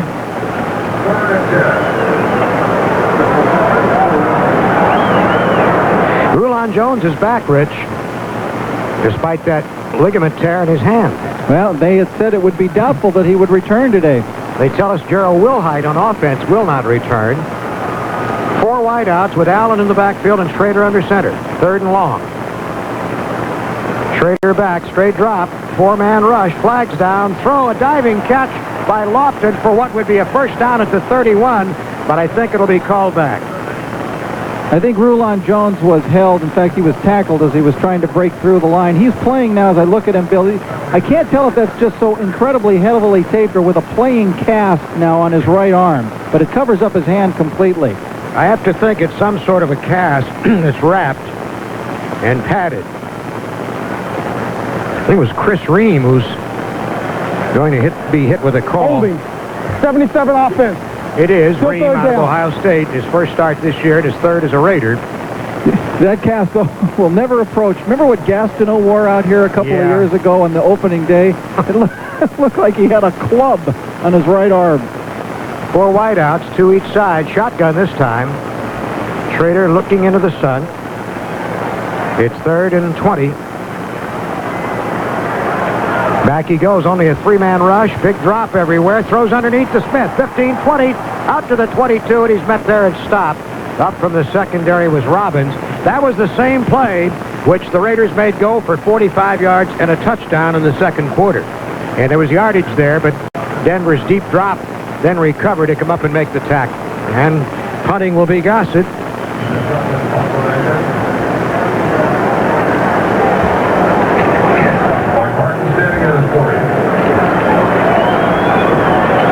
There's the boot. They came fairly hard that time. Not a well-kicked ball, but it's going to be tough to return. Lands near the 50 and bounds backward. So Denver gets its best drive start position of the day. Stephon Adams down the ball at the Raider 46. And now Elway with a chance to operate. And before he does, timeout. 12:32 to go in the 3rd quarter. 14-0 Los Angeles. We'll be right back. The Raiders. Well, they had a great visit before the game. Jim Otto, George Blanda, of course, Willie Brown, Gene Upshaw, and Fred Biletnikoff. What a quintet. 1st and 10 Denver. 45-yard line of the Raiders. Opportunity beckoning to Elway. Play fake. Back to pass. Looks and throws, and he's got a completion down at the 35. Quickly roll down at the 33-yard line is Sewell. I'm sorry, it's Jackson. Jackson, not Sewell. He's 80, Sewell's 30. Matt Millen in coverage that time. Denver throwing on 1st down. Coming right out here, and Elway trying by the sheer force of will to turn this game around. That seemed to be the way that he did it last week against the Rams, Bill. It seemed almost as though he just willed it. Jackson and Johnson left. Sewell to the right. Under center is Elway with Winder the remaining back. Dorsett not in there much. Play fake, roll to the right, design play. Looks, throws to the sideline. It is caught there by Kay. Pulled down, but a first down before he's driven out of bounds by Townsend at the 22. So Denver now beginning to wheel and deal. First half, they had just a total of 108 yards. The Raiders won 30. The Raiders outrushed them 65-15. Denver outpassed them 93-65.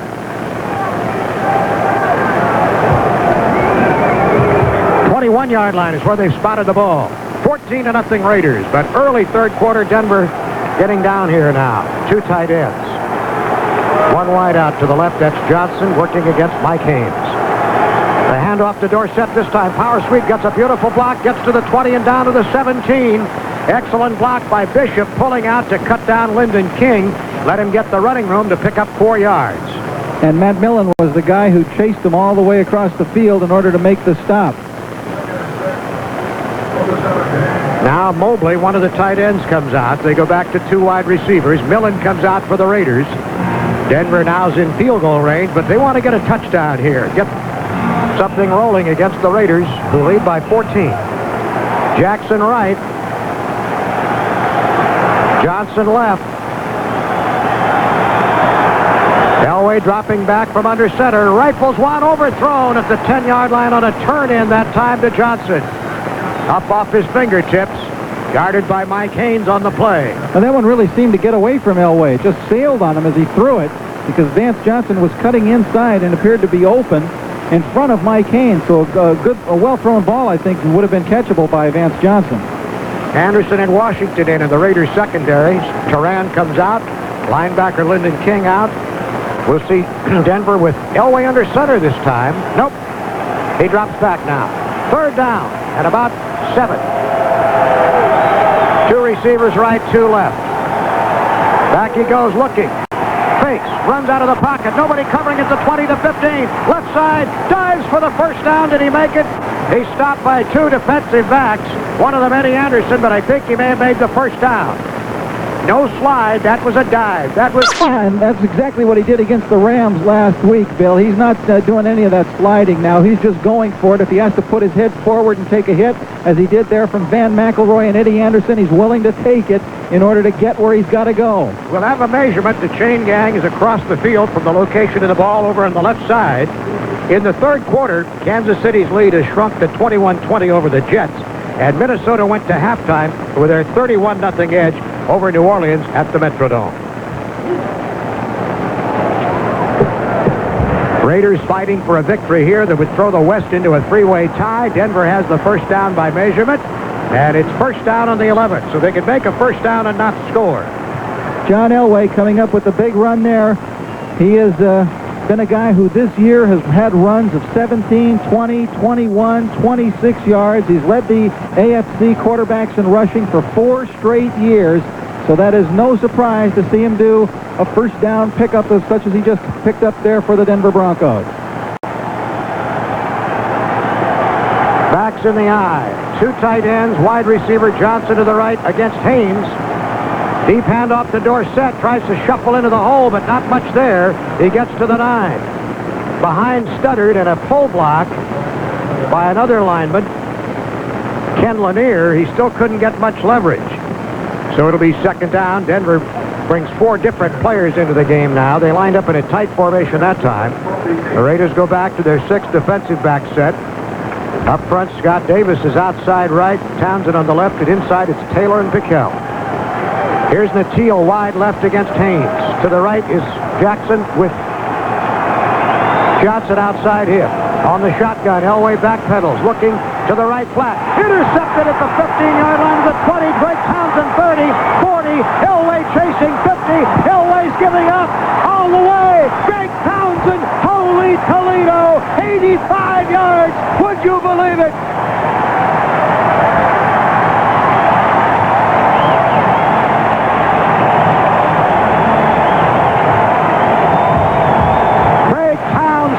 Second touchdown in 6 days, and 3rd of his career, sets this crowd on its ear. Elway just laid it out in the right flat, and just timing it perfectly was Greg Townsend, who had shifted over in that direction. He had Jerry Robinson to his right. Elway had an angle on him, but Elway at about the 20-yard line just figured he'd had enough. He wasn't going to get there. He was right. Townsend took it 85 for a touchdown. Greg Townsend has now 3 touchdowns in his career to go along with 2 safeties. That guy scored 22 points. Here's Barr for the conversion. The crowd on its collective fate right now. It's up. It's good. 9:24 to go in the 3rd quarter. Raiders 21, Denver nothing. We'll be right back. Get your best seat for all the sports action right in front of your Hitachi Big Screen TV. Hitachi, a world leader in technology, has an impressive high-tech lineup of high-performance extraordinaire HPX Big Screen TV. For a touchdown. And here's the kickoff. It is dropped on the 10-yard line. Johnson picks it up, goes to the 15. He's going to get a lane to the 20, 25, up to the 30, and finally to the 35. Rookie Jason Johnson just avoided disaster again, and then with the rhythm of the coverage broken, managed to get well up the field. Well, that was among the louder sounds we have heard here at the Coliseum this year. As we mentioned, the Raiders have not played scintillating football at the Coliseum. Their best games have come on the road, but I tell you, there was a real roar from the, I'd say approximately 70,000, maybe more today, who are here at the Coliseum. Rich, I think that Townsend's return is the longest interception return from looking at the Raider book. I'll tell you about that later. Denver now trying to pull itself up by the bootstraps. Shotgun. Back goes Elway. He looks. He's going to go way deep, and he's got Johnson open. He is hammered and fouled before he could make the catch. Oh, did they call pass interference on McElroy? Yes, they did. Van McElroy running from behind, chasing a step behind with his hands up, hammered him at the 20-yard line. I don't think he was looking back, and I think that'll be the reason for the call. It was a deep post by the sprinter Vance Johnson. Pass interference, 26 defense. I don't agree with that call. I just what took a look at it. happened is Johnson had to turn around and wait for the ball. It was underthrown by a bit. And McElroy's momentum continued. He had no idea the ball was underthrown. A 50-yard penalty, and that gets Denver leverage for a possible score at the 15-yard line. Is where they, excuse me, where they've marked it. Split backs. Slot formation right. Johnson in motion. Elway back, going to the right corner of the end zone, and Jackson can't make the catch. Good coverage at the right side in the end zone near the out-of-bounds line. Coverage by Ron Fellows. So on second down, Greg Townsend, who was taking a little oxygen there for a while, is back in on defense now after one play. Well, he had to go a long way on that one, 86 yards. He returned 166 yards with a fumble return here against the Miami Dolphins in a Monday night game back in 1983. His rookie year. They showed in the Raiders guide 75-yard return by Willie Brown in Super Bowl 11 and a 57-yarder by George Atkinson. And that's all they show. So that would be the longest if that book is true. Here's the inside handoff. Sweeping is Sewell on the right, trying to pick up blockers, and he is stuffed at the 12-yard line. Well, I can remember one offhand that was longer than Townsend's, Bill, which was Mike Haynes' interception return at Miami. That's right. Of Dan Marino's pass. He went 97 on that one. So this book has not been updated properly. That was at the Orange Bowl a few years ago. That time, trying to pick up blocking, Sewell was not able to get his blockers to clear the way, and it'll be third down and goal. I'm sorry, third down, not in goal. Third and about 7 on the 12-yard line. Good job of stringing the play out wide. Denver 1 of 8 on third downs. Jackson, short side of the field to the right. Mobley in motion to the left where Vance Johnson waits. Elway back looking. He drills it low and incomplete on a slant into Vance Johnson at the 5. Throw it into the ground. And on fourth down, they will leave it to Rich Carlos to try to get their first score of the day midway through quarter number 3. Very poorly thrown ball by Elway, who after that incredibly big game last week that he had against the Rams, continuing in the fashion that he has had this year, is having an erratic day here this afternoon. Carlos will kick from the 19 to 29-yarder. Remember, he's missed his last 5, but he's a veteran. The snap, the spot, the kick. He's got it. Didn't get too much margin inside the goalpost, but he gets 3, and it's 21-3 Raiders as time is called. 8:03 to go. Third quarter will do his playoff records. So it is correct that Townsend's interception touchdown return is the 3rd longest in Raider history. We'll give you the others in specifics in a moment. There's a short kickoff by Carlos. Brown takes it on the 7, starts to the right side, 10-15, cut down. Mark Munford got there, along with Steve Bryant. And the Raiders begin on their own 17-yard line. Mike Haynes in that interception return at Miami on December 2nd of '84. Just a little over 4 years ago. That was 97 yards. The other one goes back to Freddie the Hammer Williamson, 1962 against San Diego. He ran one back 91 yards. That was even before King, wasn't it? Oh, yeah. BK. Oh, yeah. 4 years before. Raider ball at the 17, between the 17 and the 18. Brown to the left. Fake draw. Schrader, great faking back. He's going to go deep. He's got Fernandez open. He can't hold it. Oh, at the 30-yard line, he was a step and a half in front of the cornerback, and he dropped it. Jay Schrader really aired that one out, and he laid that one out there perfectly for Mervyn Fernandez. The ball right through his hands. Schrader could not have thrown a more perfect pass. And that's one thing, Bill, about the inclusion of Schrader back into the lineup is the fact that he can get it out there, I think, a little further with a little more mustard on it than Steve Berline. You don't have to wait up if you're a receiver for the ball to get there. He threw that ball 70 yards from where he stood on the 10-yard line. Now it is second down. Backs in the eye. Quick pitch to Jackson. Bo gets a block by Allen. Gets to the outside. Has to turn it back. Go to 21 and out. Flags ball. Ream may have been illegally blocking on a man that time, but I'm not sure. It's against the Raiders.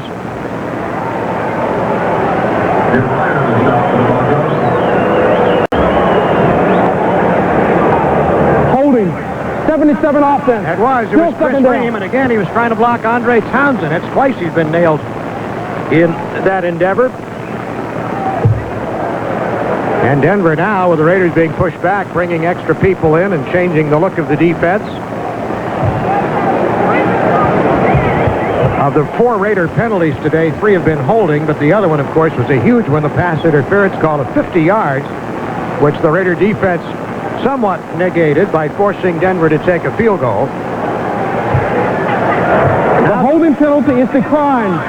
Third down.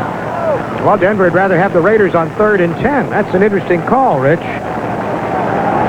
Well, they could have backed them up even deeper into their own territory. Now let's see if the Raiders, of course, might change up the way that they were going to attack in the situation that they would have been in. Well, now they're still talking about it out at the 20.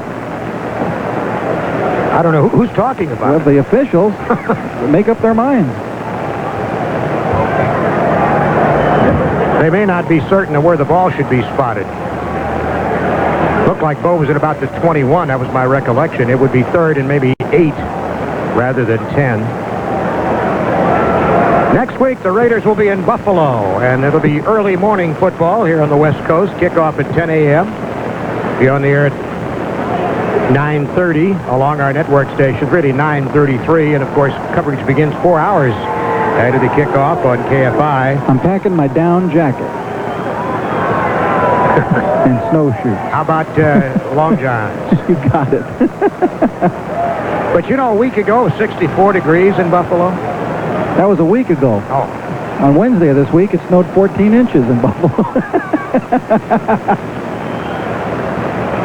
A 3-yard gain on the play makes it a 3rd and, well, if they say 3, I don't know why it should be. It looks like 3rd and 8. Be that as it may, we'll see a shotgun here. Brown and Galt to the left. Lofton to the right along with Fernandez. Ryan looking like he might blitz, but he doesn't. Here's a 4-man rush. Schrader in trouble. Clear back to the 5, and he is dragged down on a sack by Fletcher, their leading sack man, at the 5-yard line. Oh, that's one he should not have let happen. He still wanted to make something out of the play, and that's probably not a good decision. Because now, even with the punting situation, that loses almost 15 yards.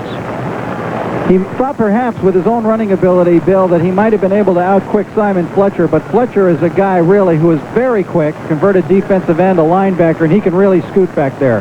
His 9th sack of the year. He's 4th in the conference, and a bad punt, or a fair punt at best, by Gossett, and a fair catch call. Good coverage.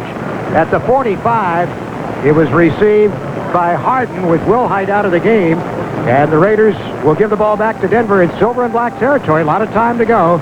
6:54 left, third quarter. It is 21-3 Los Angeles. We'll be right back. Well, that's what Elway is looking for, is some field position, and he's had some opportunity to utilize that here so far in the second half. Still a lot of football to be played in this one. They've got Winford Hood at right guard now, Rich, and Perry at left guard. Bishop has had to leave the game again with a recurrence of the injury to his thumb. Bryan snap on the shotgun, and Elway delivers a pass to the tight end Mobley, and he goes thundering down to the 31-yard line after the catch at about the 35. Mobley with the catch. But that offensive line of Denver is really patched up and moved around. Well, it's now Studdard, Perry, Bryan, Hood, who's just been re-signed in the last week, and Lanier. Hood, a veteran who was let go early in the year. Slot left.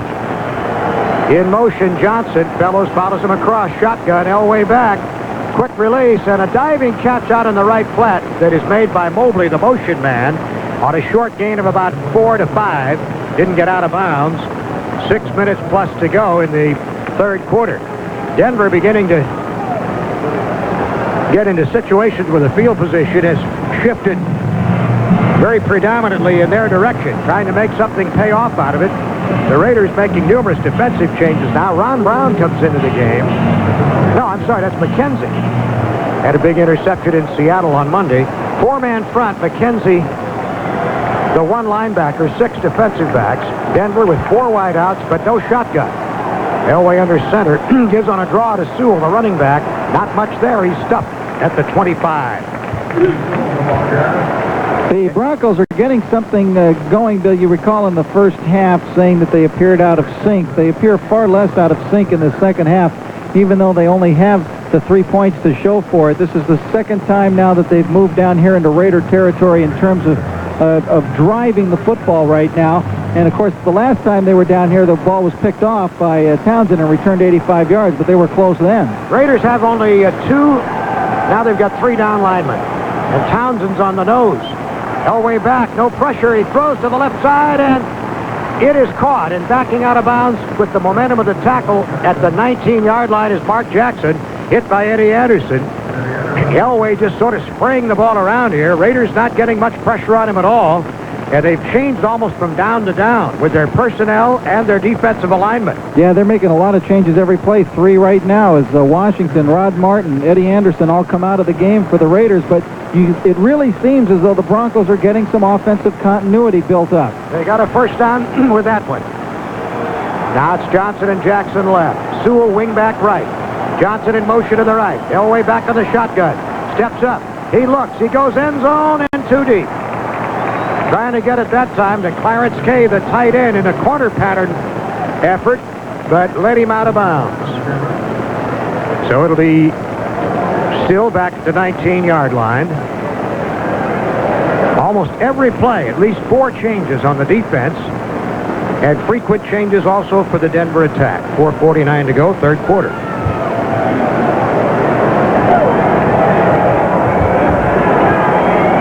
Second down, 10. This time it's Jackson and Nateel to the left.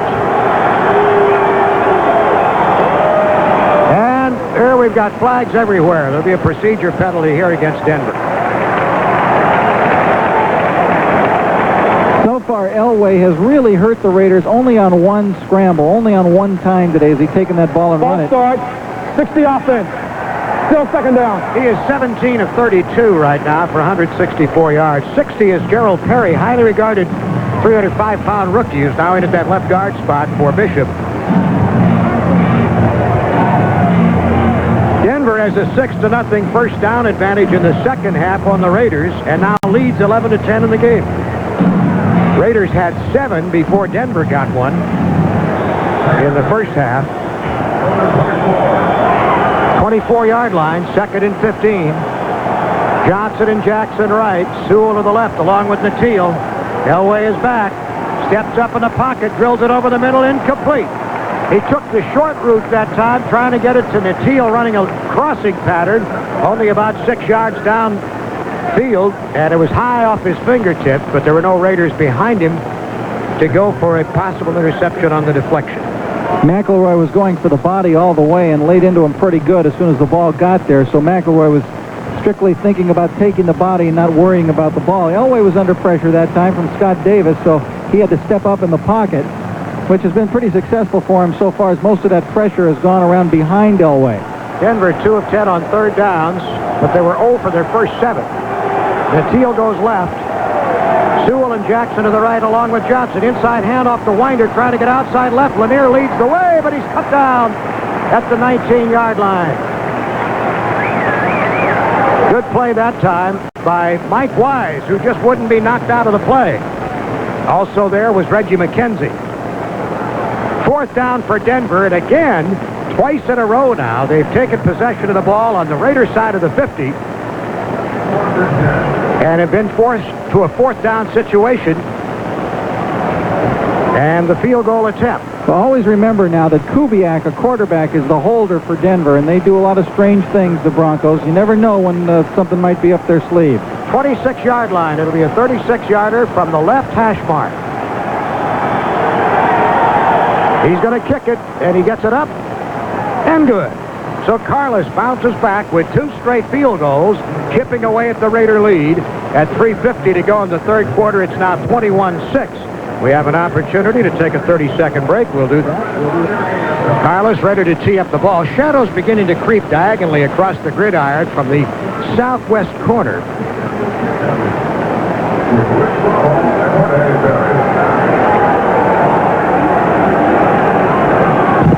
Carlos waiting now, ready to advance on the ball, barefoot style.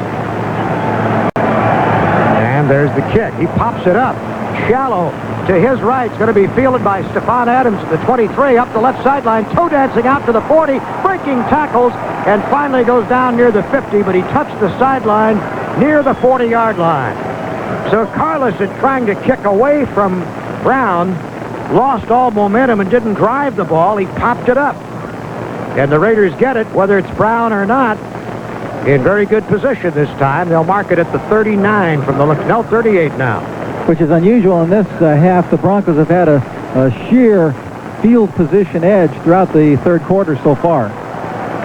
Denver in a 3-man front. Now they overshift their linebackers. Raiders come out with Brown lined up as a second tight end. They give the ball to Bo, and Bo goes driving forward. The ball pops loose out beyond the 45, and Denver gets it.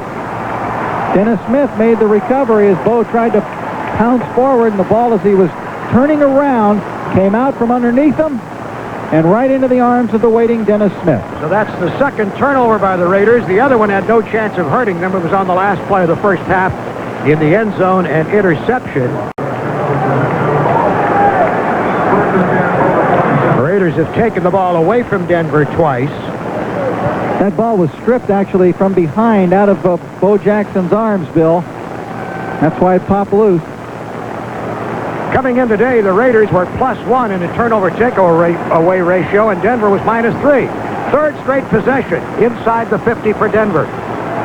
Elway back. He fires one out in the right flat to Dorsett, who takes the sideline route and is out of bounds on the 38. Lyndon King in pursuit. Well, it looks like the great part of this third quarter is going to be played with this same format. Broncos possession beginning around the 45 in Raider territory, testing the Raider defense, shoving them back, trying to wear them down. They have forced Denver twice to take the field goal instead of the touchdown, but you can only stem that kind of tide for so long. The Broncos have been unable to get the ball in the end zone, at least so far, though. There have been other teams this year who have had the Raiders with their backs to the wall, but have not been able to score touchdowns against them. And that's what's happening so far to John Elway and the Broncos today. Now they put Johnson and Jackson in a stack left. Mobley in motion.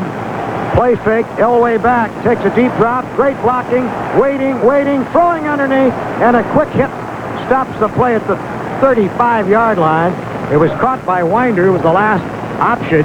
Denver with receivers all over the field, and Elway with the luxury to wait, finally still had to come off to the running back underneath. Boy, they really froze the Raiders, Bill, on that one with that play fake by Elway. You know, they're also doing a pretty good job of holding Greg Townsend. Yep, but he was on the outside and getting held, but on the other side, they suckered Scott Davis really bad with that play fake. Slot left, Mobley in motion to that side. Hand off to Dorsett, trying to go outside. It's closed off, and it's closed off when he adjusts up the middle. Excellent job that time. Scott Davis took the outside away, forced him right back inside to Malcolm Taylor. Now it'll be a second down. And a loss of 1, 2nd and 11.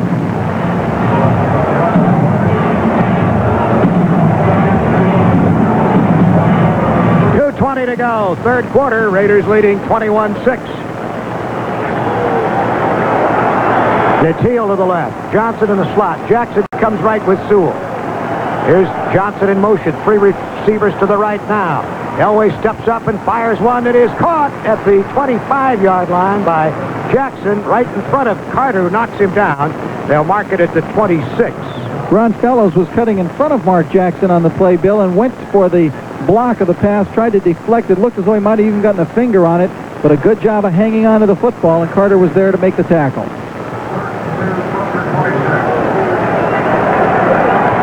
First down. He's got rather third down and 2 at the 26. Shotgun again. 4 wide receivers. Elway back in the pocket. Now he's going to have to rush. Now there's a flag down. He throws a pop-up. Nearly intercepted that time by Eddie Anderson. He was drilled just as he got rid of the ball. Hit by Piquel. The ball squirted in the air. It fell incomplete, but there was a blocking. Yeah, they got Lanier. Call. They got Lanier for holding Greg Townsend. Again, he tackled Townsend as Townsend was trying to spin from the outside to get in on Elway. Elway was hammered anyway by Piquel. Holding. 76 offense. Still third down. Yeah, that's an interesting choice that the Raiders have. It'll make it 3rd and 11. The alternative would have been to make it 4th and about 1.5, Rich, which is a little bit risky, but it was one that might have been tempting to take, whether Denver would go for it or not. But now they got the football out of field goal range for I think Carlin. that's obviously the call to make, but I just brought it up that there was something there to consider. Now Johnson and Jackson left. Natil to the right. Kay is a wingback. He's in the block. Elway is back. 3-man pattern. Down the middle he goes. Acrobatic catch by Jackson between 2 defenders, and he's hit at the 20-yard line. Elway rocketing one between Carter and McKenzie, and it's a first down. I'm not so sure that Mark Jackson couldn't turn out to be the best of the 3 amigos, Bill, as they go on through their career. What I like about Mark Jackson is his ability to really make the difficult catch, to make the big catch also in big games. His best games have been playoff games, Super Bowls. He's a tough guy. That was a great pattern, too. He found the hole between 2 defenders who were zoning up. And Elway waited for him, and he had the blocking to do it. Elway back on the shotgun.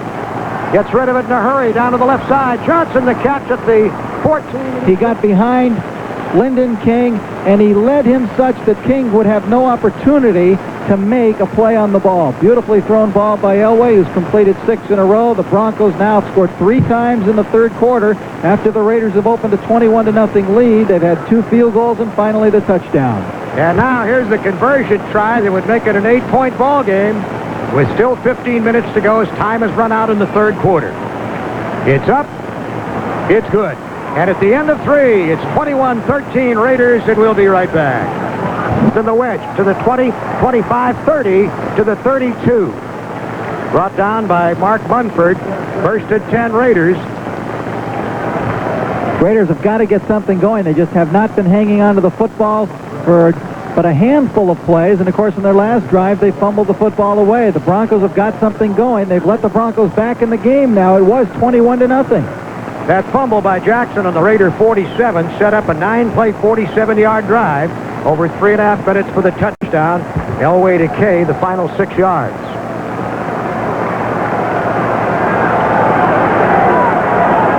And a quick pitch to Bo, trying to go left. The play being strung out, and he gets a couple at best.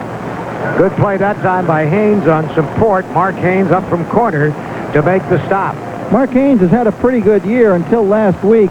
Bill, he was really victimized by the Rams and by Henry Ellard. He was burned for 3 touchdowns last week. And his rap throughout his career has been that he's been erratic, up one week, down the next. But he's played a pretty solid season this year until that Ram game. Well, he could have been burned for an 80-yard touchdown earlier in the second half had Fernandez held on to Schrader's perfect throw. Backs in the eye. Brown goes left, Fernandez right. Long count by Shaw, sending him to the right. Good block on Smith by Allen, but the play stopped after Bo gets to the 35, shoving back and forth. And well, the Broncos came out of there with the football. Somebody tried to steal a football. I don't know who did. Dennis Smith is in the middle of a jawing match with somebody. Allen put the block on Smith, his old SC teammate, and Jackson made some yardage to the 35, and that's when the wild scuffling began. I think they were really attacking the football. Progress had already been allowed and stopped, so it's a Raider ball, but it's going to be 3rd and about 6.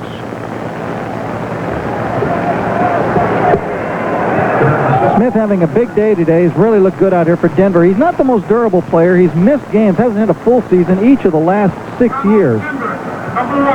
Denver takes a timeout here. They were changing personnel, and I'm not sure if they didn't get the wrong people in or maybe they didn't have enough in. Well, across the way, Dan Reeves is screaming, no way, no way. No way what? No time. 3rd down and about 6. They're only 2 for 8 today and 0 for 2 in the second half. Slot left with one receiver, Galt to the right. Schrader gives it to Steve Smith on a draw, reads the blocking, gets outside left, up to the 40, but he's cracked hard short of the first down by Harden. Good stop by Harden. It looked for a moment like he was going to get the first down yardage. He did not. The Raiders have not yet sent out their punt unit. Maybe they're just waiting for a measurement or something. Well, they wouldn't run the football here or go for it. I couldn't believe that with this much time left and still leading by 8. They're going to wait on the measurement, but the Raider offense is bogging down, no question about it. They got a little better spot than I thought they might, but I still don't think it's enough. Still, there was one big play that, had it been completed, Fernandez dropping the pass, could have gotten the Raiders a lot of breathing room, and it looks like that good spot got the Raiders the first down. Nope. Or did it? No, it didn't. It came up about 3 inches short. I saw one Denver Bronco look as if he were upset, and I thought, uh-oh, the Raiders got the edge. They're going to have to punt.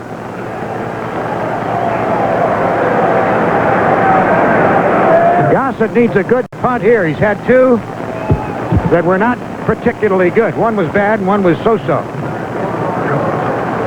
Mike Harden back, the 22-yard line. Almost out of the sun's reach now with the shadows. Gossett's boot kicked hard and away from Harden. Long run. He'll let it bounce. Beauty. Inside the 10 at the sideline, down by the Raiders. Ron Brown around the 7-yard line. The 22nd punt of the year by Gossett inside the 20. Timeout. 13:08 left. Raiders 21, Broncos 13. We'll be back. Get your best seat for all sports action right in front of your Hitachi Big. Kicked it away from Harden. It gave it a chance to bounce.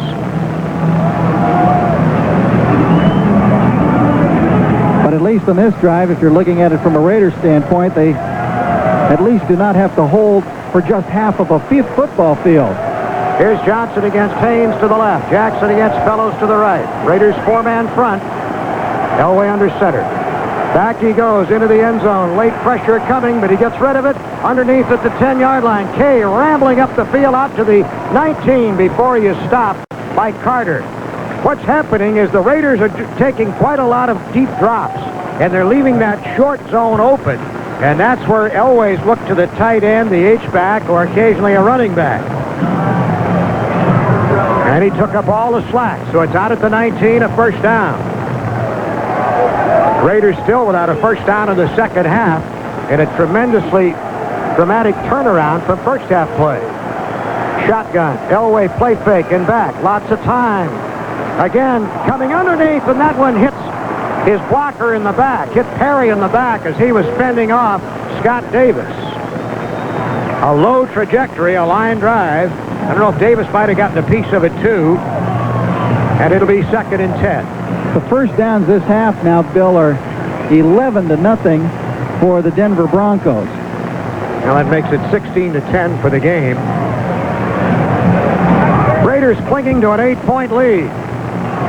Defense has really been on the field a lot in the second half. They responded superbly most of the way, including Townsend's 86-yard touchdown romp with an interception. Raiders have 8 men on the line of scrimmage. Here they come hard. Elway steps up, though, and has time. He throws to the leaping Natil, who makes the catch at the 30. hit by Haynes immediately, and it looks like a first down.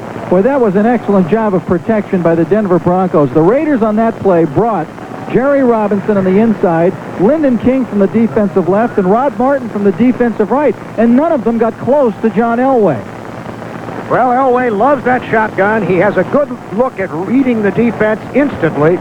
Some players don't like it at all. They don't like not having the ball in their hands and in control from the instant the play begins. Bernie Kosar is one of those, for example. And I think Schrader, too, for the most part. It is not a first down. They missed by a half yard. It is third down and short, according to the down marker. Here's the handoff to Winder. Tries for short yardage. I think he made it. We don't know. The ball popped loose, picked up by Kay, but it was already dead. And it looked like progress got him to the 30, and that would have been enough for the first down. He was really cracked hard and bent backwards, but he got to that 30-yard line before that, and so he has the first down. The chains continue to move, and boy, 12-0 in the first downs in this second half. If you're a Raider fan, you're probably wondering who put molasses in the clock. Still 11:20 to go.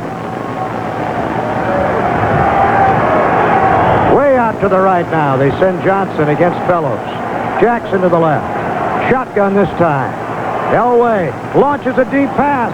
Going to Jackson, makes the catch at the 30, the 20, and he is caught by a dive at the 11-yard line by Mike Haynes. But it'll be first and 10 deep in Raider territory as he got a big hook up to Jackson, a perfectly thrown ball. The Denver Broncos own this second half of play. The Raiders are surviving on the strength of Greg Townsend's interception return, but the Denver Broncos completely dominant in the second half, have 13 first downs to none for the Raiders in the second half, and they have just clicked on a big play as Mark Jackson, the guy we talked about as being tough and at his best in big games, and this one's big for both of these teams, comes up with a clutch reception, and did John Elway ever lay that one out there for him? For the first time in his career against the Raiders, Elway has a 300-yard game. That was a 63-yarder. And although he was hit at the 11-yard line, Rich, it looks like they ruled that he did not touch down until the 7th. So it'll be first and goal at the 7. And now that gets Denver out of a deep, not necessarily hole, but they make so much up the field in the course of about 20 seconds.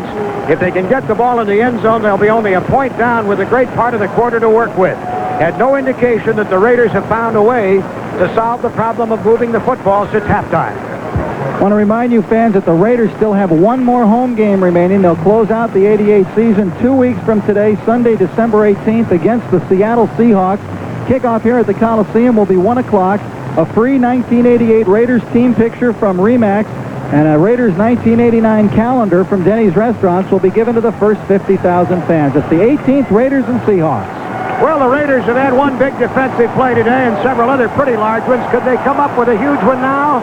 Elway in the shotgun, first down. End around reverse going to Jason Jackson to the 5. And at the left side, he is cracked down at the 4. Russell Carter making the stop. Rookie Jason Jackson coming from a wide receiver position to the right on a wingback reverse. That play did not get off real well, Bill, for the Broncos, and one reason is as Jackson was coming around the back, his blockers who were pulling and coming from that right side and going to the left were swinging too far back, and so Jackson had to run around them and nearly knocked into Elway. I misspoke. It's Jason Johnson, not Jason Jackson, and it rubbed off on you, Rich. And I always had faith in when you, I too, said Bill. Jason, everybody knew who I meant. Good old Jace. Slot right. That goes Elway from under center. A lot of time into the end zone. Kay, touchdown Denver. Nobody near him. Elway's 4-yard scoring pass and a conversion would make it a 1-point ball game. Bill, it's September 26th. Raiders and the Broncos in reverse. Yes. In that game, the Raiders came back from 24 down to win it. Today, the Broncos have come from 21 down. They're getting close. They took the ball after Gossett's 53-yard punt at their 7-yard line. The big one, though, the 63-yarder to Mark Jackson. And now here's Carlos on the conversion. Still over 10 minutes to go. Denver now has had 33 plays to the Raiders' 7 since halftime. It's good. And at 10:13 remaining, 21-20 Raiders. We'll be right back. White Barn Furniture is the place here in the Inland Empire for furniture. Been horribly outplayed by the Denver Broncos. And the Broncos now have scored on 4 consecutive possessions. And I'm speaking of the second half. They've been outplayed by the Broncos. But Denver scored 4 straight times. First 2 Carlos field goals. Second 2 Elway to Clarence K passes. Carlos will kick off. Brown deep. He may try to kick it away from him again, and Adams is over on the left side up at about the 15, where he was the last time when he returned it. Carlos kicks it pretty strong, and Brown will take it on the 2. After the 10, hit at the 20 and spun down. Good coverage that time. Denver's really concentrating on keeping him contained. He came into this game, too, averaging 30 yards a kickoff return, and he hasn't been able to break one even close to that today. They've done an excellent job. Tyrone Braxton made the stop, and again the Raiders and Jay Schrader try to find some way to crack through this Denver defense, which has just shut them off in the second half. Denver under Joe Collier. He is the only coach in football who has been continuously coaching in either the AFL and then the NFL for all of the 29 years in the game. 3 wide receivers, under center Schrader. Here comes a blitz. He gets rid of it, though, and it's dropped. Throwing over the middle on a short pattern to Tim Brown. It popped off his hands just before he was hit hard, as the blitz by Michael Brooks from Schrader's left was picked up in time for him to throw. It was Bo Jackson that picked up the blitz, Bill, and he just got enough of just a small block on him to interrupt the flow so that he could not quite catch. It's a quick play as the throw is incomplete. Schrader under center with a quick return to the line of scrimmage, threw for Allen on a circle, but he hurried the throw. And now it'll be 3rd and 10. And in the second half, that's been like a death warrant.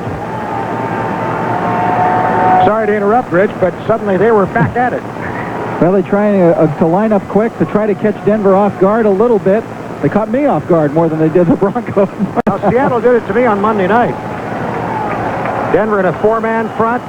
They've got their 6 defensive backs and 1 linebacker, Ryan. Raiders, Schrader under center, 4 wide receivers. Back he goes.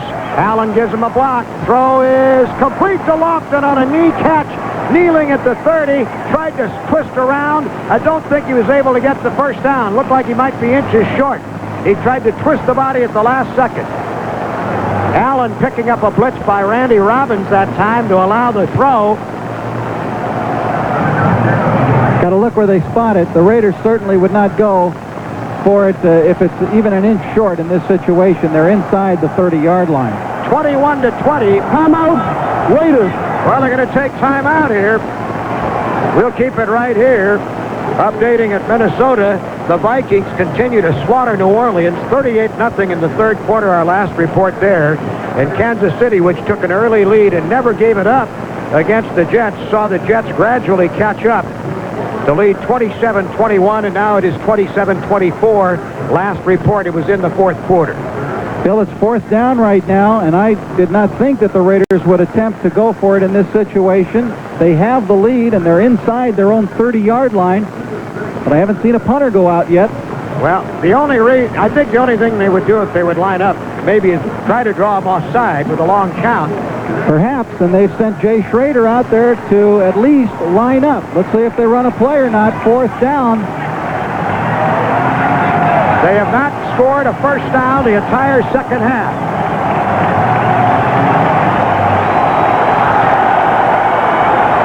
High formation, tight formation, 3 tight ends. Long count, 9 men on the line of scrimmage for defense. Still counting. Still counting. Denver not budging. Schrader still counting. And the time runs out on the 30-second clock. That's what they were there to do. If they couldn't draw them offside, take the 5-yard penalty and bring on the punting team.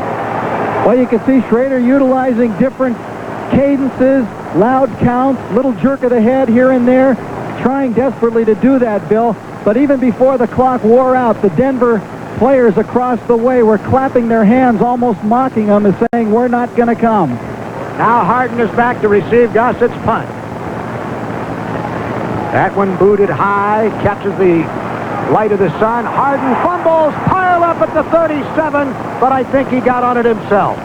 The ball died a little bit as it came out of the sun. The high arc, it went up into the sun, then back into the shade, and as he came to it, it died on him. The Raiders were down to cover, but he got back to the ball. I think we should also keep in mind that Denver had an opportunity to score near the end of the first half, Bill. They had a field goal attempt. They were lined up, but a bad snap. They never got the field goal off, and that right now is the difference in the game, along with Townsend's interception return. Denver with the ball at 9:14 to go on their own 37. They have totally dominated the second half. There goes Mark Jackson to the right, covered by Fellows. Back is Elway. Comes across the middle. He's got Jackson who breaks the tackle but goes down on momentum past the 50. Jackson ran a crossing pattern against Fellows in man coverage. After he had the ball, Fellows made contact with him. Jackson seemed to have broken the tackle but lost his balance and went down on the 48 of the Raiders.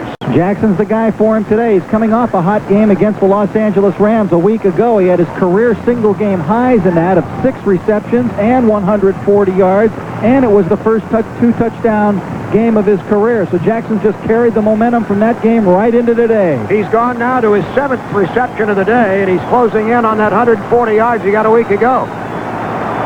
135 now. Shotgun. Elway back. Throws, and a twisting catch by Vance Johnson at the 43 as he's hit by Fellows. The ball was underthrown behind him. He made a beautiful balletic reverse pivot to get it. And Denver just chipping away with a passing game. They have run the ball today only 13 times, plus Elway's 2 scrambles, or actually 1 a quarterback draw and a quarterback sneak, so that's 15 times. Second half, about half that number. Elway with the shotgun. Confidence seems to be flowing from the Broncos as Mobley goes in motion to the right. Elway drops back, setting up. His throw is dropped by Jackson, that time in front of Eddie Anderson at the 35.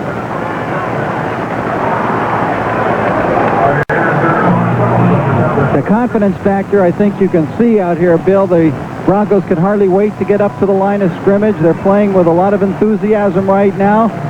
The Raiders, I think, are a little bit stunned by what has happened in this second half, and this Raider defense, remember, has been on the field most of this second half. The offense has given them very little, if any, breathing room. Elway had completed 12 of his previous 13 before that one didn't click.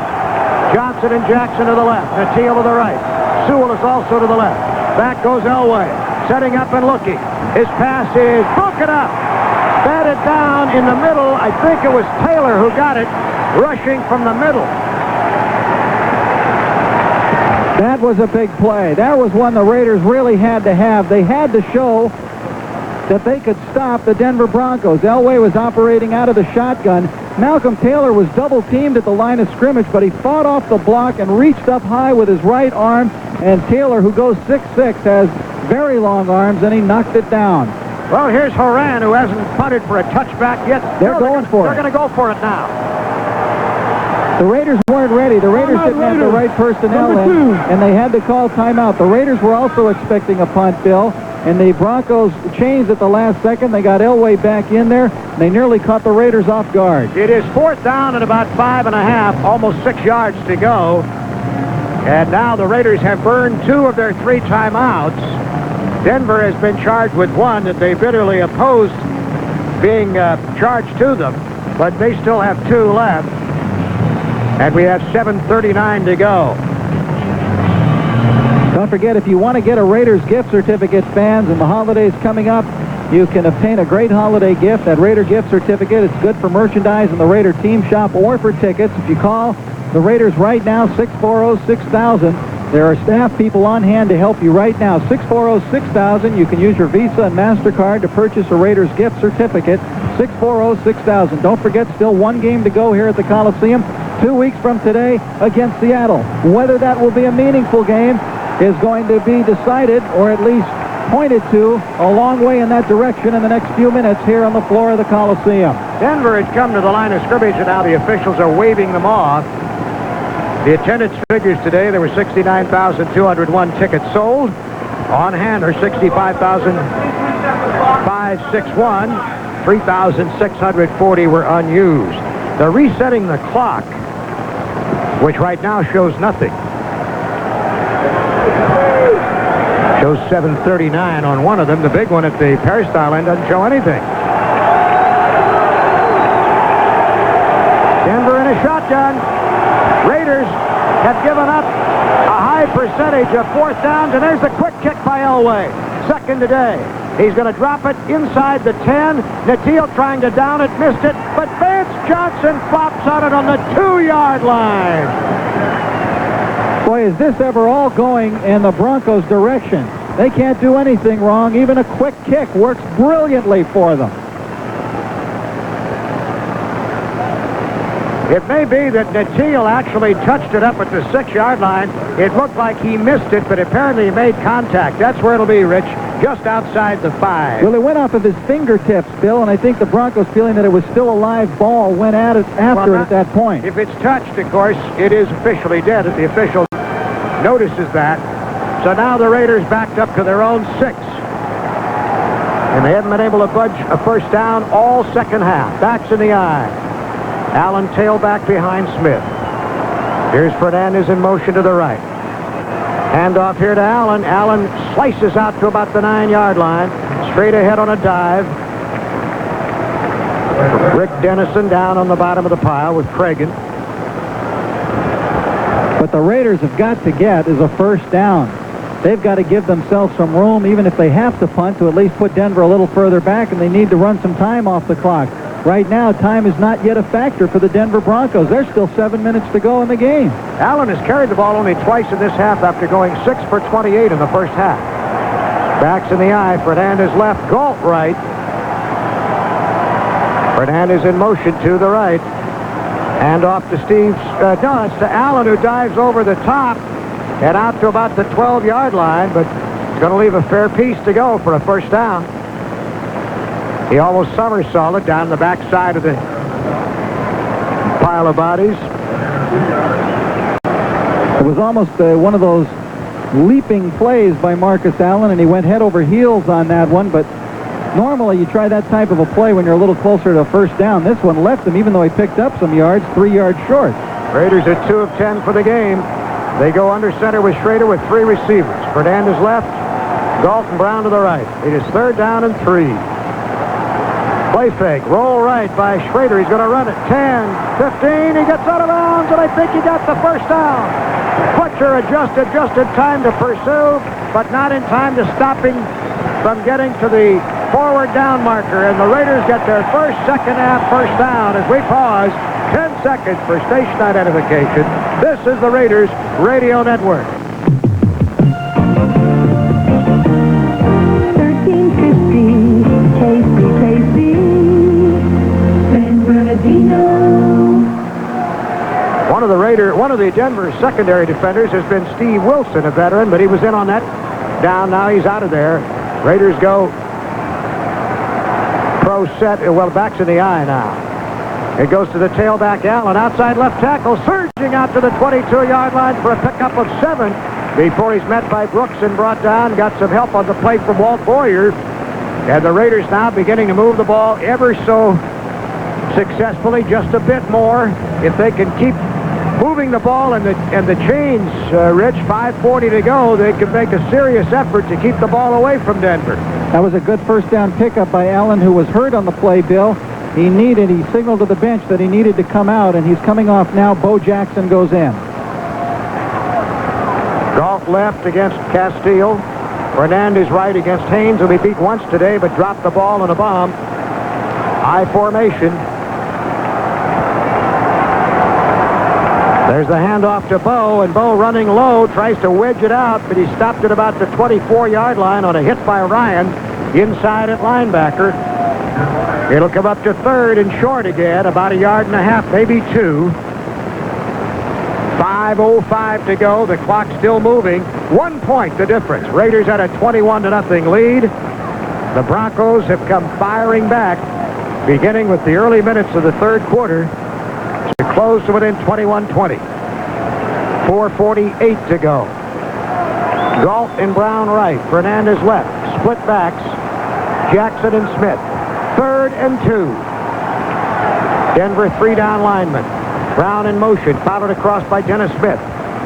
Bootlegging to the right. Here is Prater. He's going to run for the first down. 25. Slides to the sideline at the 32. The same play which worked for the first down on the previous third down play. Same exact play. And once again, he had Steve Smith out there to provide a little bit of a convoy for him. And so far, the Broncos have not been able to solve that. The Raiders ran it at them a second straight time, and it was wide open. You could tell as soon as Schrader turned around and began moving in that direction that he was going to be able to get the first down. And that's a big first down because now that clock keeps running and it just moved inside the 4-minute mark. I had said it looked like he slid out of bounds, but he didn't. He was down before he went out of bounds, so it's now at 3:53, first and 10. 31-yard line is where they mark it. Allen back in with Smith in the backfield. They give it to Smith. Cuts back over the middle. Short gain to the 33. Not a lot there. He took what he could get, but Dennison was there to plug the hole. Looked like it was originally designed to go farther outside to the left, and it was not open at all. 3:30 to go and counting. Denver needs to get its hands on the football. They're down by only a point. Another first down would really help the Raiders' situation at this point because they're not out of the woods right now, Bill, with 3:19 to go and being 2nd and 7. Denver still, if they can stop the Raiders here, would have time and the ball back. Galt lines up as a double tight end. Wide receiver right, Fernandez. Second down, about 7. Play fake, rolling right, Schrader. Here comes Fletcher. Schrader throws, and it is caught at the 49. A great diving catch at the right sideline by Fernandez. He toppled out of bounds. Everybody held their collective breath, just as I did, to wait to see whether it was ruled a legal catch. It was, and the Raiders get another first down. The clock stops at 2:56. They're at their own 49. Now the clock will start to become a factor. Now Fernandez ran and up and out on that play, Bill, and he cut it real hard in front of Mark Haynes. He drove Haynes back a little bit, and they may have a review going on in the replay booth. That's right. They're looking at it right now. The Raiders got up to the line of scrimmage, but he cut that pattern off real hard. Haynes did not have a chance to come up and make a play. On further review, the play stands. And now the clock is a factor, Bill, because the Raiders have a first down, 2:56 to go. And the big factor here is that Denver only has one timeout remaining. They said something about putting 18 seconds. They say 18 seconds back on the clock. So instead of 2:56, I'm not quite sure. It might be the quarterback clock they want to put 18 seconds We on. still have 2:56 to go. Now Galt wide left, isolated against Castile. Fernandez to the right, and Haynes gives him a big cushion there. High formation with Allen, the tailback. The handoff to Marcus, and he plows straight ahead across the 50 to about the 49 of Denver. Boyer down on the bottom with Brooks. He might have gotten another yard with that last thrust. Clock to 2:43, 2:42, 2:40. Elway pacing the sidelines across the way, hoping that he can get one more chance. The Raiders trying to run out the clock the rest of the way if they can. Denver has Freddie Gilbert in. He hasn't played much as a down lineman today. He's at right end now. Fletcher is the left end. Second down, about 7. Fernandez left and Galt right. Hand off to Allen. Surges ahead, breaking a tackle, down to the 40, and he's got a first down before he's hit there by Ryan. There was that little hesitation, that little counter step, and then a quick surge, and an anguished John Elway on the sideline paces back and forth, his hands itching to get his opportunity with the football, and he has it thus far. Timeout, the 2-minute warning to both benches. 21-20 Los Angeles. We're heading for a finish here, and we'll be right back. Getting to find enough room to run effectively here, and the Raiders moving the clock. They got the ball with just over 7 minutes remaining after the quick kick to their own 6-yard line, and they've reeled off 4 first downs. Elway just sitting patiently over there, hoping, no longer pacing like a caged tiger. Fernandez left, Galt right. H-back is Parker, goes in motion. They give the ball here to Steve Smith. He leaps over the tacklers at the line and down to the 37. Dennis Smith with the stop. 1:53 to go, and Denver exerts its last timeout option. Denver, number 3.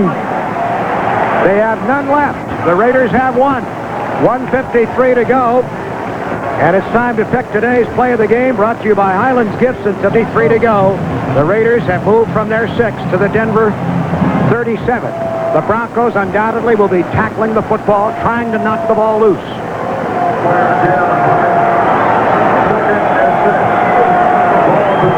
Second down, 6. Tight formation here. They're not going to risk anything since Denver can't stop the clock. Now what? Timeout, Raiders. Number 3. Raiders took their last timeout. I didn't see Schrader call for it, but I must not have been looking at him at the right moment. So now neither team has a timeout left. It looked as if they were lining up in that tight formation in which he would take the snap and kneel. That would be the second down. They would do it again on a third down, and the clock would eventually spin out. But we got 1:53 to go.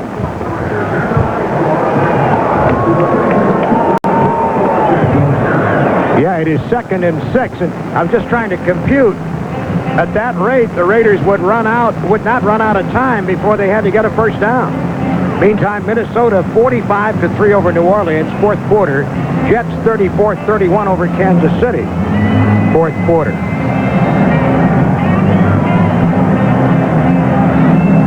So a minute and 53 still to go. Let's see how the Raiders will play it here. They're still playing in a sort of safety formation.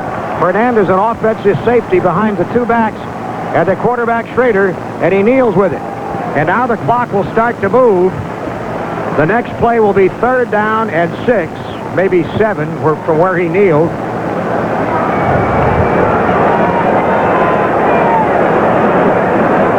The Raiders, who seemed almost to be offensively a cadaver until after the Elway quick kick was 6 on the 6-yard line, suddenly began to generate sparks of life. And a frustrated Dan Reeves over on the sideline. 1:20, the clock moving. The Raiders should take all the time on their quarterback clock. It's now at 11. Schrader eyeing it, waiting before he calls for the snap. Backs in the eye this time, and he gives it to Allen. Allen driving ahead. Denver trying to tackle the football. He made nothing. It'll be 4th down and 7 now. We've just gone past the minute mark. 38 seconds on the play clock and 55 in the game, so that's a 17-second difference. Denver might get the ball for a few seconds. Raiders will let the play clock run its entire span and then take the delay of game and then probably punt it away. I'm not quite sure what they'll do. They'll have around 18 to 20 seconds left at that point. Now it's 27 seconds in the game clock, 8 on the play clock. And a helpless Denver Bronco defense, after it appeared the momentum of the second half would be unrelenting for the Broncos to take the possible victory. Offense. Now the Raiders have let it run out. Delay a game, move the ball back to the 42. 17 seconds left, and Gossett and the punting team off. Now Denver, which really came hard after the Rams punter on last Sunday, they're going to have everybody up on the line. Nobody is back. Here's the snap. Here comes the charge, and he gets it away, and there's no return possibility, so it'll bounce. Killing time on the clock inside the 10, down to the 5, 8 seconds left, 7 seconds left, 6 seconds, and that's what Elway has to operate with. 95 yards away from a touchdown, but of course the field goal is the element. If he could get one pass up the field at 6 seconds, dandy from the Broncos standpoint, but you can't do it. You just can't do it. And the Raiders are going to walk out of here with a triple tie in the AFC West. Elway's going to try one pass, and the Raiders, I can't believe, would let one get behind it. Very rarely do I ever say it's over, and I'm not saying it's over yet, but that is the one slim crack in the door. Triple formation, hope for somebody to fall, hope for a penalty. Can't end the game on a defensive penalty. Nateel, Jackson, Johnson all to the right. Back is Elway in the end zone. The time is running out, and here it is, all on the line, way up the field. 5 defenders, 3 receivers, and it is intercepted by the Raiders as the game ends. I'm not not even sure who got it in that pack. It was Van McElroy.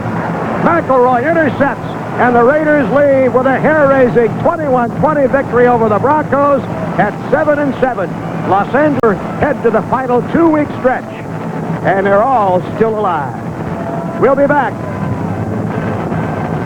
It's easy to capture all the excitement of those special moments of your life with Hitachi's camcorder. Hitachi has a full line of advanced technology camcorders packed with next two games and hope for a Cincinnati loss for Buffalo to have the advantage.